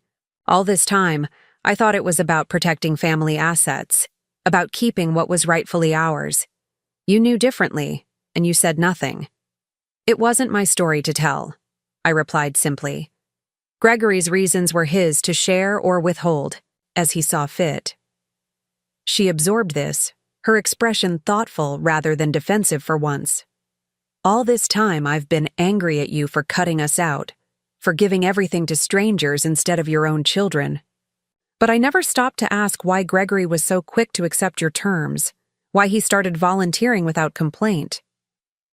People's motivations are rarely as simple as we imagine them to be, I observed, even our own. Later that afternoon, as Gregory rested, Diane suggested we take a walk in the small garden adjacent to the hospital. The April air was crisp but not cold, daffodils nodding in the gentle breeze. "I've been wrong," she said abruptly as we settled on a bench beneath a flowering cherry tree. "Not about everything, but about enough." I waited, knowing better than to interrupt what was clearly a difficult admission for her. "I still believe family should come first," she continued. "I still think it's natural for parents to want to provide for their children, to give them every advantage. But the way I went about it, taking without asking, assuming entitlement, that was wrong." "Thank you for saying that," I said quietly. She plucked a fallen cherry blossom from the bench beside her, twirling it between her fingers. When Gregory told me how close he came to financial ruin, how the pressure of maintaining appearances nearly destroyed his marriage and ultimately his health, it made me think about my own choices. In what way? I've been so focused on accumulation, the right house, the right car, the right schools for the kids. Success defined by what I have, rather than by who I am or what I contribute. She looked up, meeting my eyes directly. That's not who I want Emma and Ryan to become. The mention of her children, particularly Emma with her passionate commitment to the foundations, seemed to underscore the generational implications of our choices. "It's never too late to course correct," I told her, echoing what I had said to Gregory. "To choose differently going forward." She nodded slowly. "I've been thinking about your offer, about consulting for the advisory board. I'd like to accept, if it's still open." "It is." "Not as a volunteer," she clarified quickly. "I still believe my professional expertise has value, but I'm willing to reduce my usual rate, significantly." I smiled at the characteristic bargaining. Some things about Diane would never change, and perhaps that was as it should be. We were not aiming for transformation into entirely different people, but rather for growth and realignment within the essential selves we had always been. "The board would welcome your expertise," I said, "and perhaps in time you might find other ways to contribute as well." She regarded me thoughtfully. "Like Gregory has?" "In your own way," I amended. "We each have different gifts to offer." The cherry blossoms continued to fall around us, delicate pink petals drifting on the spring breeze, like nature's own reminder of beauty in transience, of renewal after loss. Gregory was discharged that weekend, returning to Boston with Miranda and a comprehensive care plan from his doctors. Diane flew back to Chicago, promising to call more regularly and to attend the next advisory board meeting in person rather than via video conference. Eleanor and I returned home, the garden I had been tending when Miranda called now, waiting for my attention once more. "Well," Eleanor said as we settled back into our routine, "that was not how I expected your estrangement from your children to resolve." "Life rarely follows the scripts we write for it," I observed, thinking of all the unexpected turns my own had taken. "But I believe there's wisdom in that, if we're paying attention." The wisdom, as I was continuing to discover, lay in remaining open to possibility, to the unexpected ways healing might emerge from brokenness. Gregory's heart attack, while frightening, had cracked open something that needed exposure. Not just his own financial deceptions, but the deeper patterns of avoidance and denial that had characterized our family for too long. June brought the first annual ceremony for the scholarship recipients. We gathered in the Community Foundation's elegant meeting room, 5 nervous but excited young people seated in the front row, their families beaming proudly behind them. Emma had coordinated much of the event, her natural organizational skills complemented by a genuine passion for the Foundation's mission. To my surprise, both Gregory and Diane attended. Gregory, still moving somewhat cautiously as he continued. His recovery had flown in with Miranda the previous day. Diane had arrived that morning, immaculately dressed as always, but with something different in her demeanor, a certain thoughtfulness that hadn't been there before. As I rose to address the gathering, I felt a momentary hesitation. Public speaking had never been my strength, had always been Edward's domain. But as I looked out at the faces before me, the scholarship recipients full of hope and determination, my own family present despite all we had been through, I found the words flowing naturally. The purpose of privilege, I began, is not accumulation but distribution, not hoarding but sharing, not isolation but connection. I glanced at Gregory and Diane, seated side by side for the first time in months. This foundation exists because of a difficult truth I confronted late in life, that what we leave behind is not measured in dollars but in impact, not in possessions but in possibilities created for others. The reception afterwards was filled with conversation and connection. I watched as Gregory spoke with one of the scholarship recipients, a young man interested in ethical approaches to finance. Diane, to my surprise, was deep in discussion with the foundation's director about expanding the program's reach. Eleanor sidled up beside me, handing me a glass of sparkling water. "Look at you," she said softly. "Building a legacy that matters." "We're building it together," I corrected her. "All of us in different ways." "Even Diane?" she asked skeptically. I nodded toward my daughter, who was now explaining something with characteristic intensity, her hands moving in emphatic gestures as the director nodded in agreement. "She's contributing in her own way. It may never be the volunteer hours Gregory puts in, but her expertise is valuable." "And the personal growth?" Eleanor pressed. "The recognition of her part in what happened?" "That's still a work in progress," I acknowledged. "But there are signs of movement. Small ones, but real." Later that evening, as the event wound down, Emma approached me with an excited gleam in her eye. "Grandma, I've been thinking about next year's program. What if we expanded to include mentorship opportunities, connecting the scholars with professionals in their fields of interest?" "That sounds like an excellent idea," I replied, touched by her enthusiasm. "Why don't you draft a proposal for the board to consider?" "I already have." She pulled out her tablet, quickly navigating to a detailed document. "And Mom's been helping me with the financial projections. She thinks we could implement it without significant additional funding if we leverage existing professional networks." The casual mention of Diane's involvement caught me by surprise. "Your mother's been working with you on this?" Emma nodded, glancing across the room where Diane was now speaking with one of the scholars' parents. "She's actually been really helpful. Says my business plan needed more concrete metrics." "That sounds like your mother," I said, unable to keep a note of amusement from my voice. "She's never going to be all warm and fuzzy about this stuff," Emma acknowledged with a maturity beyond her years. "But she's engaging on her own terms. That's something, right?" "Yes," I agreed, watching as Diane laughed at something the parent had said, a genuine moment of connection rather than the polished social performance I was accustomed to seeing from her. "That's definitely something."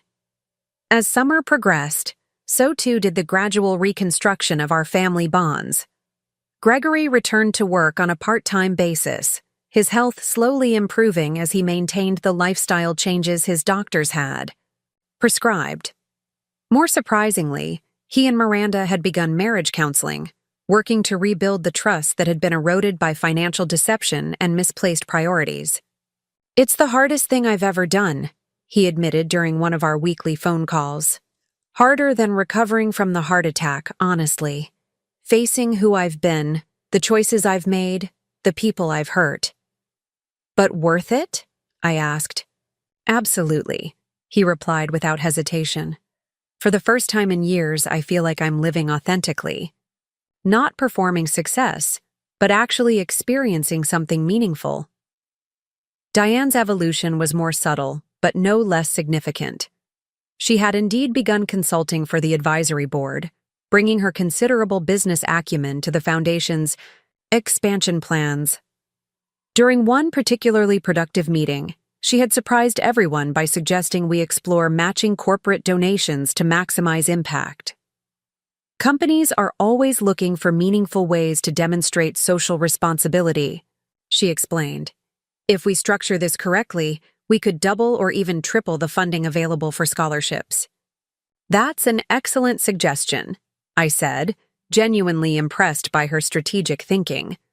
She had nodded, accepting the praise without her usual defensiveness. I've been giving this a lot of thought. There's potential here that we're not fully leveraging. The we had not escaped my notice, a small linguistic shift that suggested a growing identification with the Foundation's mission rather than merely fulfilling an obligation. By late summer, as the garden Edward had planted reached its full bloom, I found myself reflecting on the journey of the past year and a half. The betrayal that had initially seemed like an ending had instead become a beginning. Painful, yes, but ultimately generative in ways I could never have anticipated. One evening, as Eleanor and I sat on the porch watching fireflies rise from the darkening lawn, she asked the question that had been hovering unspoken between us. "Are you happy, Ruth, with how things have turned out?"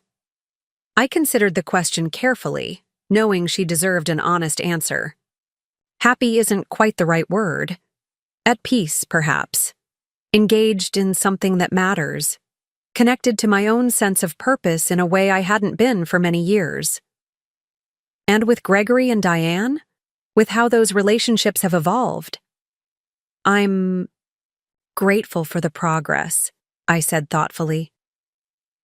Not because they've become perfect children, or because all wounds have been healed, but because we're relating to each other more honestly now. Without the pretense and performance that characterized our interactions for so long. Eleanor nodded, understanding as always. And the money? Do you ever regret redirecting your estate as you did? Not for a moment, I replied without hesitation. The foundations are doing exactly what I hoped they would do. Creating opportunity, addressing genuine need, extending the impact of resources beyond what would have been possible otherwise.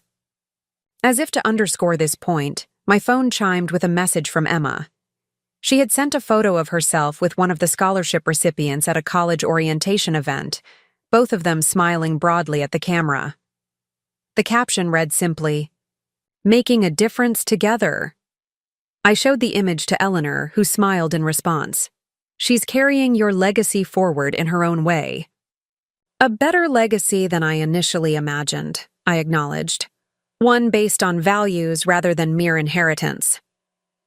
The fireflies continued their dance across the lawn, points of light appearing and disappearing in the gathering darkness. Like the uncertain trajectory of human lives, I thought. Moments of illumination interspersed with periods of shadow, the pattern revealing itself only through patient observation and the passage of time.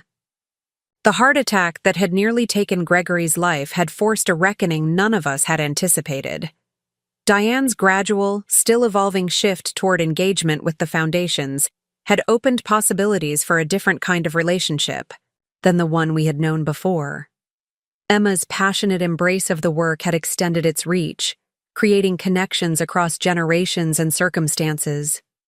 And I, approaching my 70th birthday, had found not just resolution to the betrayal that had shaken my world, but a renewed sense of purpose and agency. The children who had once divided my assets now found themselves participating, each in their own way, at their own pace, in stewarding a more meaningful legacy than mere money could provide. It was not the future I had once envisioned. It was, in many ways, something better, more authentic, more aligned with my deepest values, more likely to create lasting positive impact beyond the boundaries of our immediate family. As darkness fell completely and we moved inside, I paused for a moment in the doorway, looking back at the garden Edward had planted so many years ago. Like the foundation that now bore his name, it continued to flourish. Not because of careful preservation of what had been, but because of thoughtful cultivation of what could still grow. My 70th birthday arrived on a perfect autumn morning. the kind that bathes the world in golden light and makes even the simplest things appear extraordinary. Eleanor had insisted on a celebration, overriding my protests that it wasn't necessary. 70 years of Ruth Wilson deserves acknowledgement, she had declared firmly. Nothing extravagant, but certainly not nothing. So I found myself in the back garden that morning, seated at a table draped in my mother's old lace tablecloth, surrounded by faces that reflected various chapters of my long life. Gregory and Miranda had driven up from Boston the previous evening. Diane had flown in from Chicago with Ryan and Emma. A few neighbors and longtime friends completed the gathering, along with Jonathan and his wife Claire and Dr. Martinez, whose expert care had given me these additional years. "A toast," Eleanor announced, raising her glass of mimosa. "To my sister Ruth, who has never taken the easy path when the right one beckoned." "To Ruth," the others echoed, glasses lifted in the dappled sunlight. I looked around the table, taking in each face. Gregory, looking healthier than he had in years, the strain of constant performance replaced by something more authentic. Miranda beside him, her hand resting lightly on his, a quiet connection re-established through honest reckoning. Diane, still elegant and contained but with subtle differences, a readiness to listen rather than simply wait for her turn to speak, an occasional unguarded smile. Ryan, now in his first semester of college, showing hints of the man he would become. And Emma, vibrant and purposeful, already stepping confidently into her own vision of what mattered. "I'm very lucky," I said simply, raising my own glass in response. The celebration was exactly as Eleanor had promised. Nothing extravagant, but certainly not nothing. We ate the feast she had prepared, enjoyed the perfect weather, and shared stories that wove together the disparate threads of my 70 years. There were gaps, of course, and shadows. Edward's absence felt particularly acute on such occasions, but there was also a genuine warmth that would have seemed impossible during the dark days following my surgery. Later, as the gathering was winding down, Emma approached me with a small wrapped package. "This is from all of us," she said, indicating her parents and brother. "But it was my idea." I unwrapped it carefully to find a leather-bound book with Wilson family legacy embossed on the cover. Inside were professionally designed pages documenting the work of the foundations, photographs of scholarship recipients, stories of cardiac patients who had received life-saving care, accounts of elderly individuals protected from financial exploitation. Interspersed among these were family photographs spanning decades, from Edward and me as newlyweds to recent images of Emma at foundation events. "It's a living document," she explained, turning to the blank pages at the end of the book. "We'll continue adding to it as the foundations grow and evolve. I thought you should be able to see your legacy taking shape." I traced my fingers over a photograph of Edward in his early 40s, standing proudly outside the offices of the investment firm he had built from nothing. "Your grandfather would be very proud of this," I said quietly.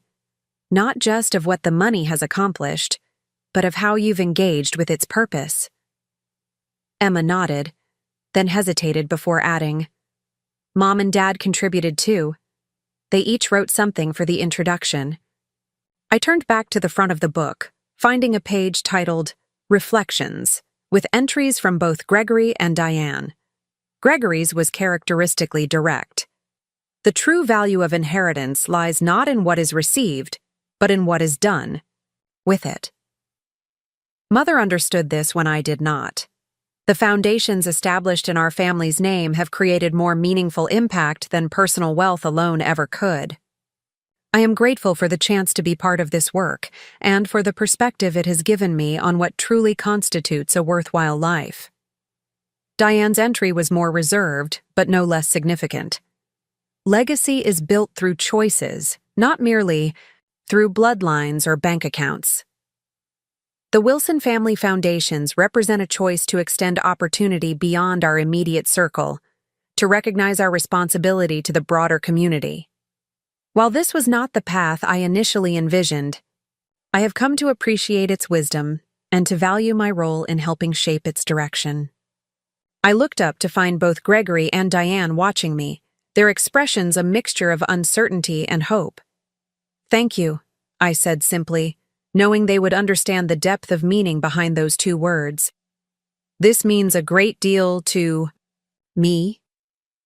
That evening, after everyone had departed and Eleanor and I were tidying the kitchen, she asked, "Was it a good birthday?" I considered the question, thinking of all that had transpired over the past 2 years, the betrayal that had shattered my illusions, the difficult decisions that had followed, the gradual, imperfect healing that had emerged from the wreckage. "It was honest," I replied finally, "and at 70, I've come to value honesty above almost everything else." Eleanor smiled, understanding. "As always." "Even when it hurts?" "Especially then," I said, putting away the last of the dessert plates. "The pain of truth is cleaner somehow, more purposeful than the ache of denial or pretense." She nodded, then gestured toward the book Emma had given me, now resting on the kitchen counter. "Your legacy is taking shape beautifully, you know, in ways Edward would deeply appreciate." Later, as I prepared for bed, I found myself drawn once more to the leather-bound book. I sat on the edge of my bed and slowly turned its pages, absorbing the tangible evidence of what my difficult choice had created, not just the charitable impact, though that was significant, but the ripple effects within my own family. Gregory's heart attack had forced a reckoning none of us could have anticipated, creating space for genuine introspection and change. Diane's gradual engagement with the foundations had opened new channels of communication between us, not erasing our differences, but allowing us to navigate them more honestly. Emma's passionate embrace of the work had extended its reach, creating connections across generations and circumstances, and I, at 70, had found not just resolution to the betrayal that had once consumed me, but a renewed sense of purpose and alignment. The children who had divided my assets during my surgery had, in their own ways and at their own pace, become partners in stewarding something far more valuable than mere money. It wasn't perfect. Diane still maintained certain walls, still approached the foundations more as professional obligation than personal calling. Gregory's transformation, while genuine, remained a work in progress, subject to old patterns under stress. The fractures in our family had healed imperfectly, leaving visible scars that would likely always remain.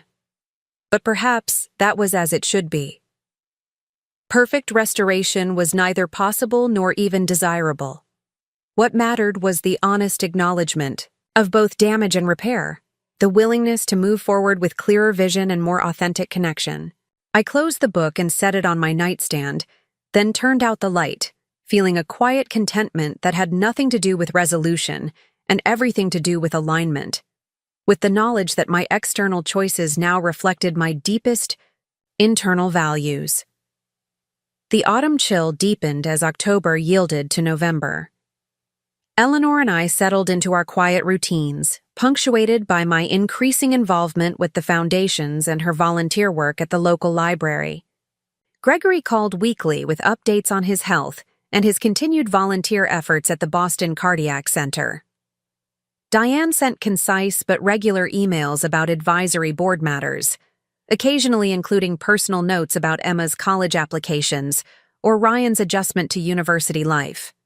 One crisp Tuesday morning, I received an unexpected call from Sophia, the young mother whose cardiac surgery had been funded by the foundation. Her voice was bright with excitement as she shared her news. "I've been offered a full-time position at the hospital. It's in patient advocacy, helping others navigate the system I struggled with myself.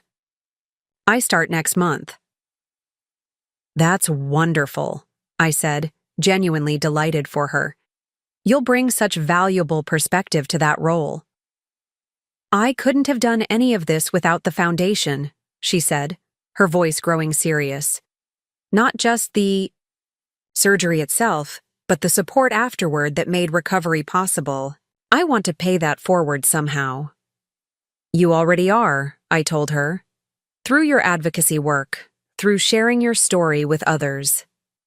After we hung up, I sat for a long time at Edward's old desk, thinking about ripple effects, how one decision, one intervention, one extension of resources at a critical moment could alter the trajectory of a life, creating possibilities that might otherwise have remained foreclosed.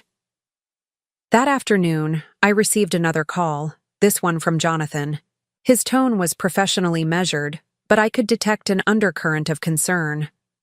Ruth, I've received an inquiry from an attorney representing Harold Bennett at First National Bank. It seems there are some questions about the transfers Gregory and Diane made during your surgery. My heart sank. What kind of questions? The bank's routine audit flagged the transactions as potentially problematic.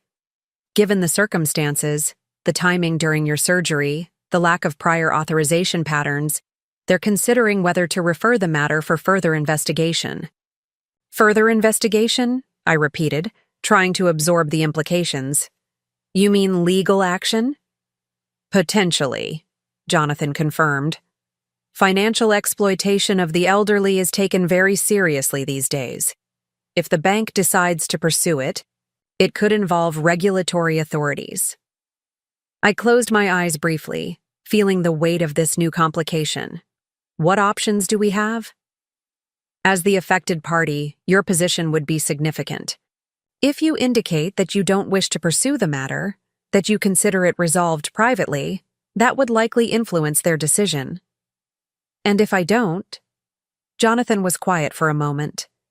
Then Gregory and Diane could potentially face serious consequences, financial penalties at minimum, possibly more depending on how the investigation unfolds. After we ended the call, I sat motionless, staring out the window at the bare branches of the old maple tree Edward had planted when we first moved into this house. What was the right course here? The transfers had undeniably been unauthorized, taken advantage of my incapacity during surgery. Yet the exposure of these actions through formal channels would bring consequences I had deliberately chosen to avoid by handling the matter privately.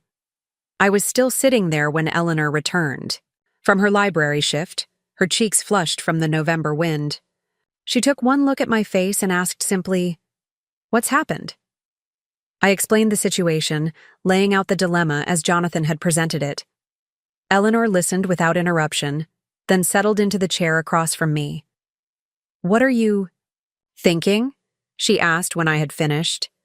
"I'm thinking about purpose," I replied slowly. About what I was trying to accomplish when I made my decision regarding the inheritance. She nodded, encouraging me to continue.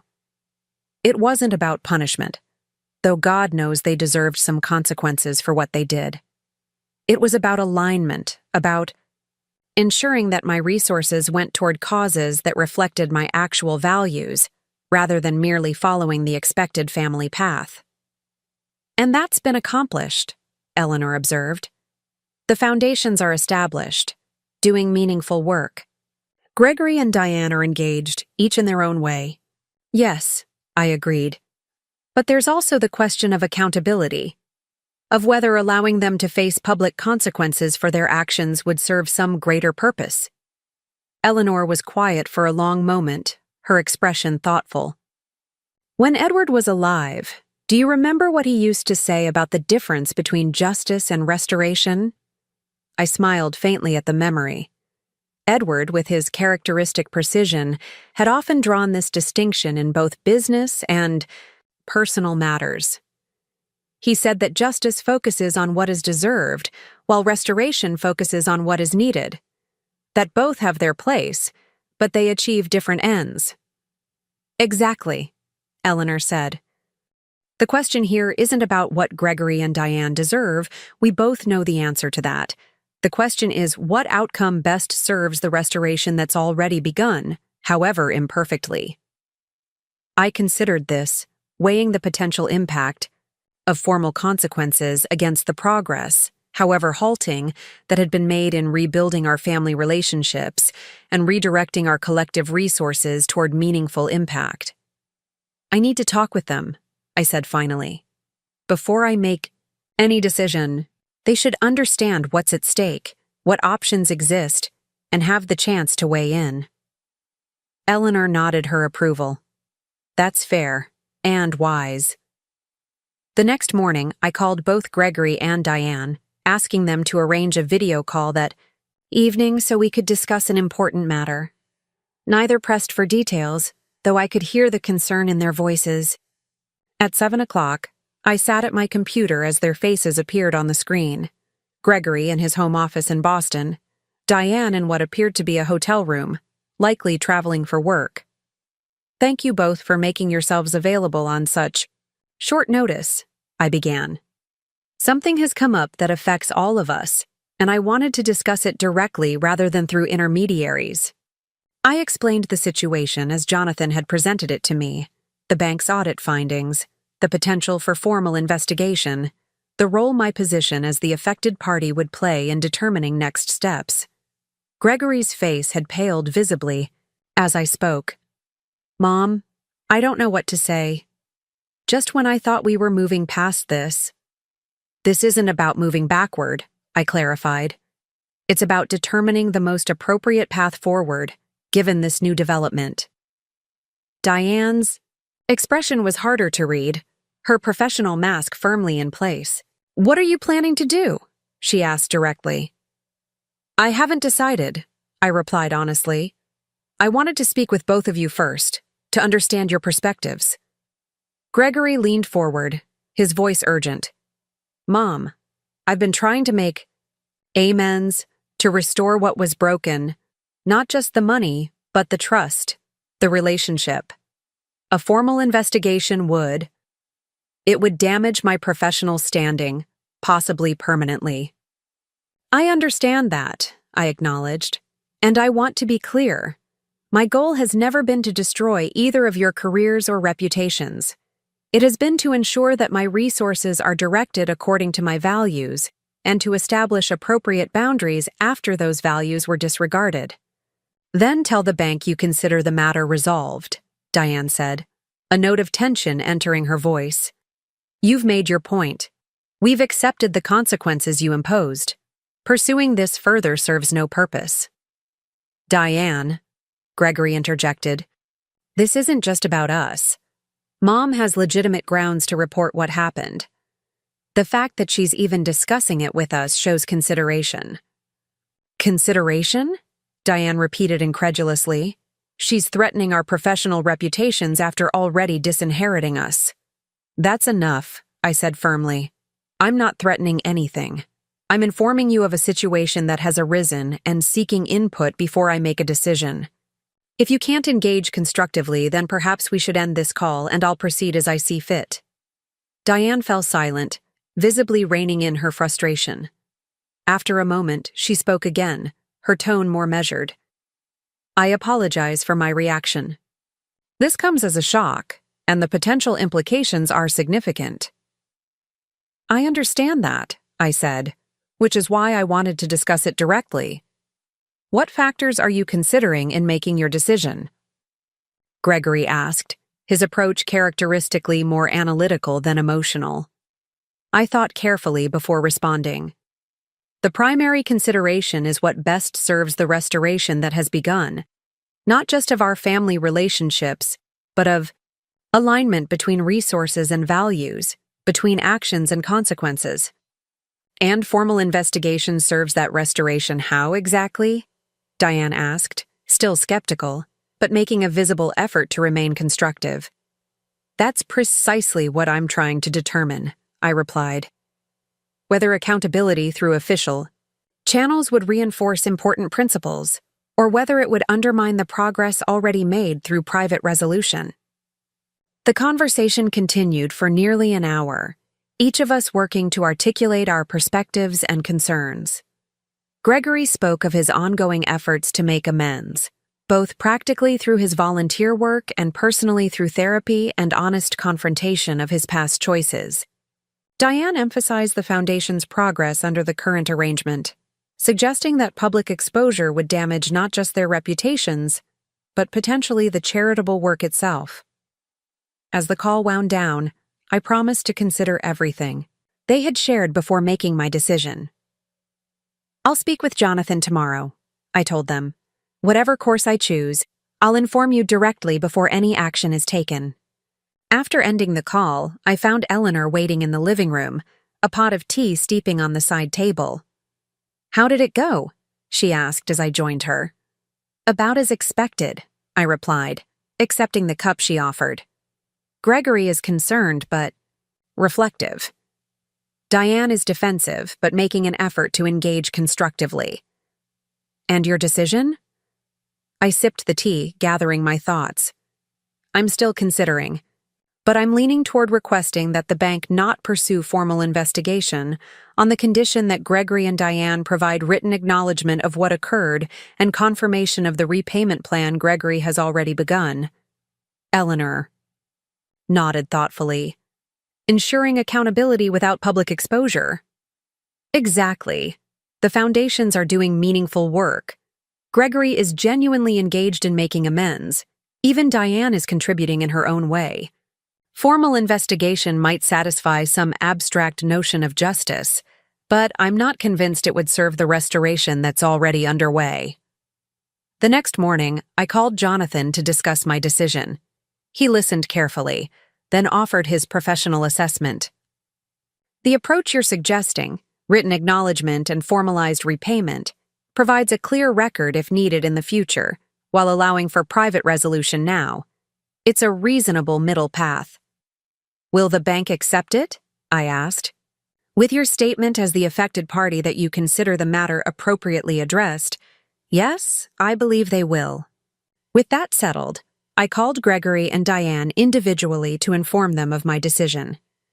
Gregory's relief was palpable, his gratitude genuine. "I won't squander this opportunity," he promised. "The repayment plan is already in motion, and I'll provide whatever written acknowledgement is required." Diane's response was more measured but no less significant. "Thank you," she said simply. "I recognize this is a choice you're making, not an obligation, and I appreciate it." The following week, Jonathan facilitated the formal documentation, written statements from both Gregory and Diane acknowledging the unauthorized transfers, along with a structured repayment plan spanning 3 years. With these in place, he provided my statement to the bank, indicating that I considered the matter appropriately addressed through private resolution and did not wish for further investigation. As November yielded to December, and the first light snow dusted the garden, I found myself reflecting on the journey of the past 2 years.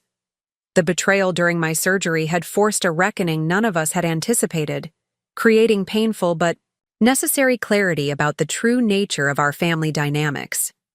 The difficult decisions that followed had redirected not just financial resources, but personal energies, creating new pathways for meaningful impact and authentic connection.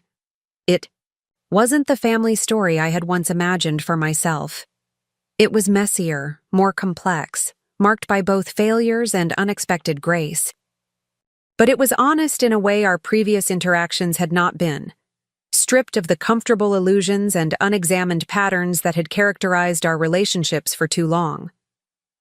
One snowy afternoon, as Christmas approached, I sat at Edward's desk reviewing the quarterly reports from the foundations. The scholarship program had expanded to include mentorship connections, just as Emma had proposed. The cardiac care initiative had funded surgeries for 7 additional patients beyond Sophia, each with their own story of restored health and opportunity. The Elder Protection Program had begun educational outreach in retirement communities, helping vulnerable seniors recognize and avoid financial exploitation. The irony of this last focus area was not lost on me, that my own experience of exploitation had led to resources being directed toward protecting others from similar harm. There was a certain poetic justice in it, a transformation of personal injury into broader protection. As I finished reviewing the reports, my phone rang with a call from Emma. "Grandma," she said without preamble, I've been thinking about the summer internship program we discussed for the foundations. What if we expanded it to include positions specifically for students interested in elder advocacy and protection? That sounds like an excellent addition, I replied, struck once again by my granddaughter's natural alignment with the values I had tried to instill. Why don't you draft a proposal for the next board meeting?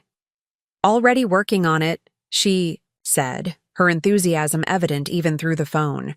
And Mom's been helping me with the budget projections. She says it's actually more cost-effective than we initially estimated. The casual mention of Diane's involvement no longer surprised me. Over the past months, her engagement with the foundations had expanded beyond mere professional consultation to include genuine contribution to their strategic direction. It wasn't the passionate commitment Emma demonstrated or the personal transformation Gregory had undergone, but it was significant in its own way. A recognition, however qualified, that directing resources toward meaningful impact rather than mere accumulation had merit. After ending the call with Emma, I walked to the living room window, watching the snow continue to fall in the gathering dusk. Eleanor had gone to her book club meeting, leaving the house wrapped in peaceful silence. In that quiet moment, I found myself speaking aloud to Edward, a habit I had developed in the years since his passing. "You would be proud of what's emerging," I said softly. "Not just of the foundations and their work, but of the honesty that's finally possible between us all." It came at a high cost, but perhaps that was necessary. Perhaps we needed that clarity, that stripping away of comfortable illusions. The snow continued to fall, blanketing the garden in pristine white, covering the dormant plants that would, come spring, emerge once more in new growth.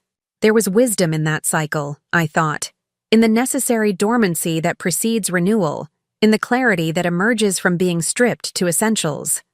The children who had divided my assets during my surgery had, in their own ways and at their own pace, become participants in something more meaningful than mere inheritance.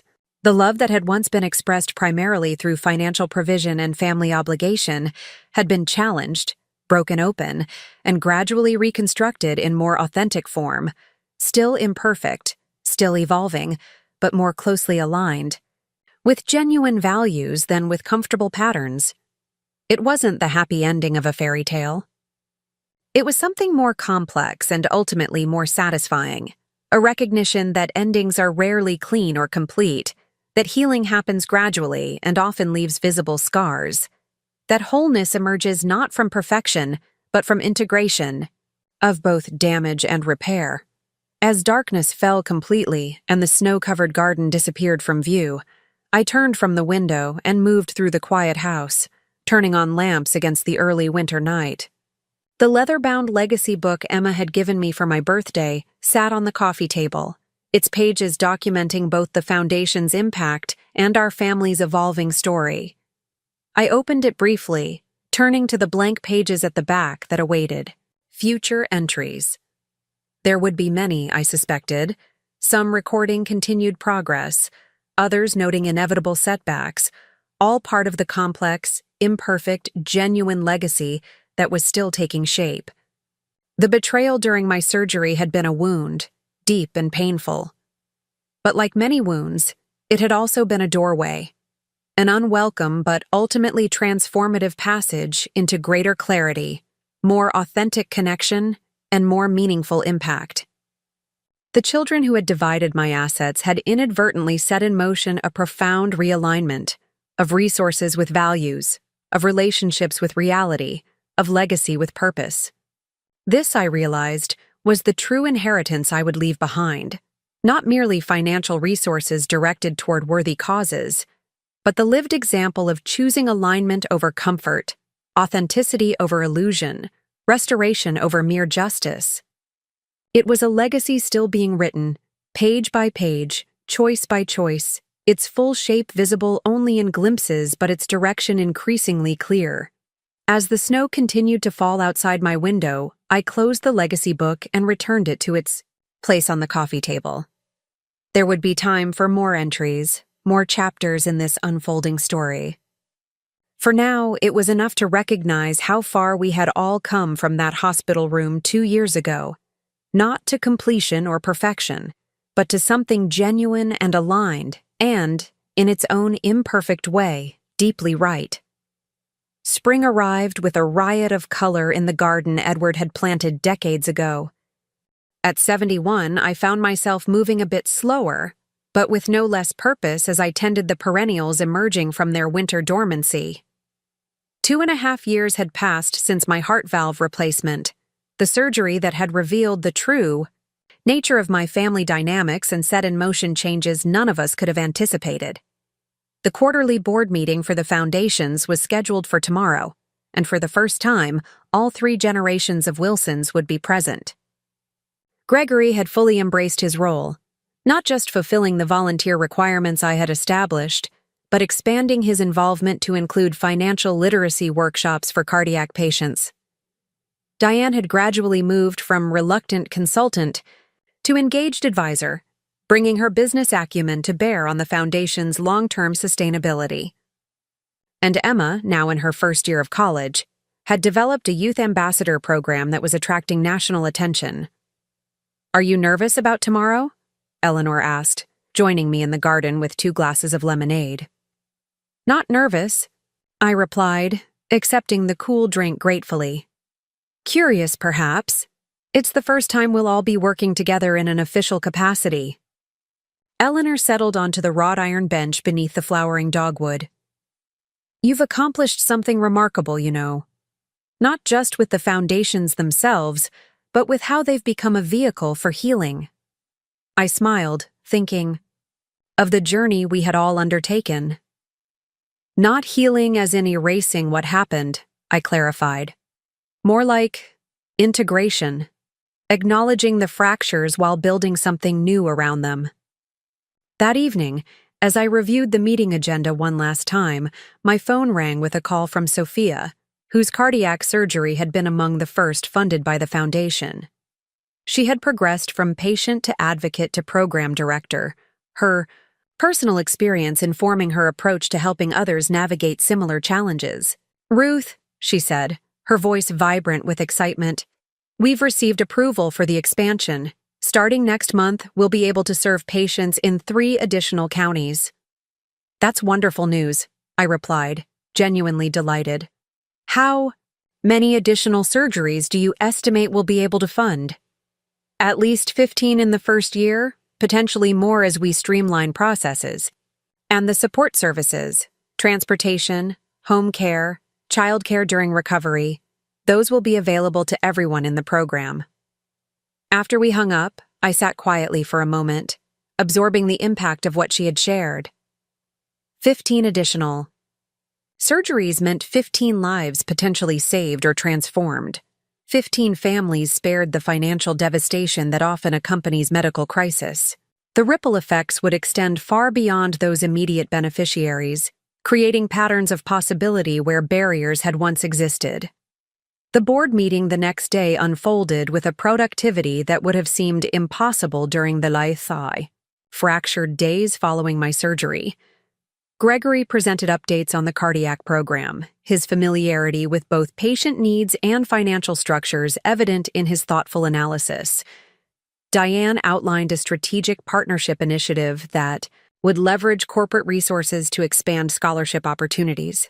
Emma shared initial results from the Youth Ambassador program, her natural enthusiasm tempered by the data-driven approach Diane had helped her develop. I watched them work together, not in perfect harmony, for we remained distinct individuals, with different perspectives, but with a shared commitment to the Foundation's mission that transcended our personal histories. The betrayal that had once threatened to destroy our family had instead become the catalyst for something more authentic and ultimately more valuable. As the meeting concluded and board members began to disperse, Emma approached with a tablet in hand. "Grandma, look at this," she said, pulling up a series of photographs. "These are from yesterday's scholarship recipient workshop. We paired each student with a mentor in their field of interest." I scrolled through the images, noting the engaged expressions, the animated conversations captured in these moments of connection. This was the true measure of success, I realized. Not the dollars directed or programs established, but the human impact, the doors opened, the possibilities created. Gregory joined us, his expression reflective. "It's becoming something significant," he observed, "beyond what any of us initially imagined." "That's the nature of legacy," I replied. "If it's alive, it grows beyond our original vision." Later that afternoon, as we gathered for a family dinner at my home, I looked around the table at these people who shared my blood and history. The fractures remained visible if one knew where to look, certain topics still carefully avoided, certain interactions still carrying echoes of past wounds. But wrapped around those fractures was something new and genuine, not the facade of family harmony we had once maintained, but an authentic engagement with both our imperfections and our possibilities. The children who had divided my assets during my surgery had not become perfect, neither had I. But we had all become more honest, with ourselves, with each other, with the legacy we were creating. The inheritance I would eventually leave behind would be measured not in dollars distributed, but in values transmitted, not in genetic continuity alone, but in meaningful impact that extended far beyond our immediate circle. As twilight gathered, outside the windows and conversation flowed around the table, I felt a profound sense of rightness, not because everything had been resolved or redeemed, but because truth had finally been given its proper place in our family narrative. The heart that had required surgical repair had also demanded emotional truth-telling, and both interventions had ultimately given me a fuller, more authentic life than I might otherwise have known. Up next, you've got 2 more standout stories. Right on your screen. If this one hit the mark, you won't want to pass these up. Just click and check them out.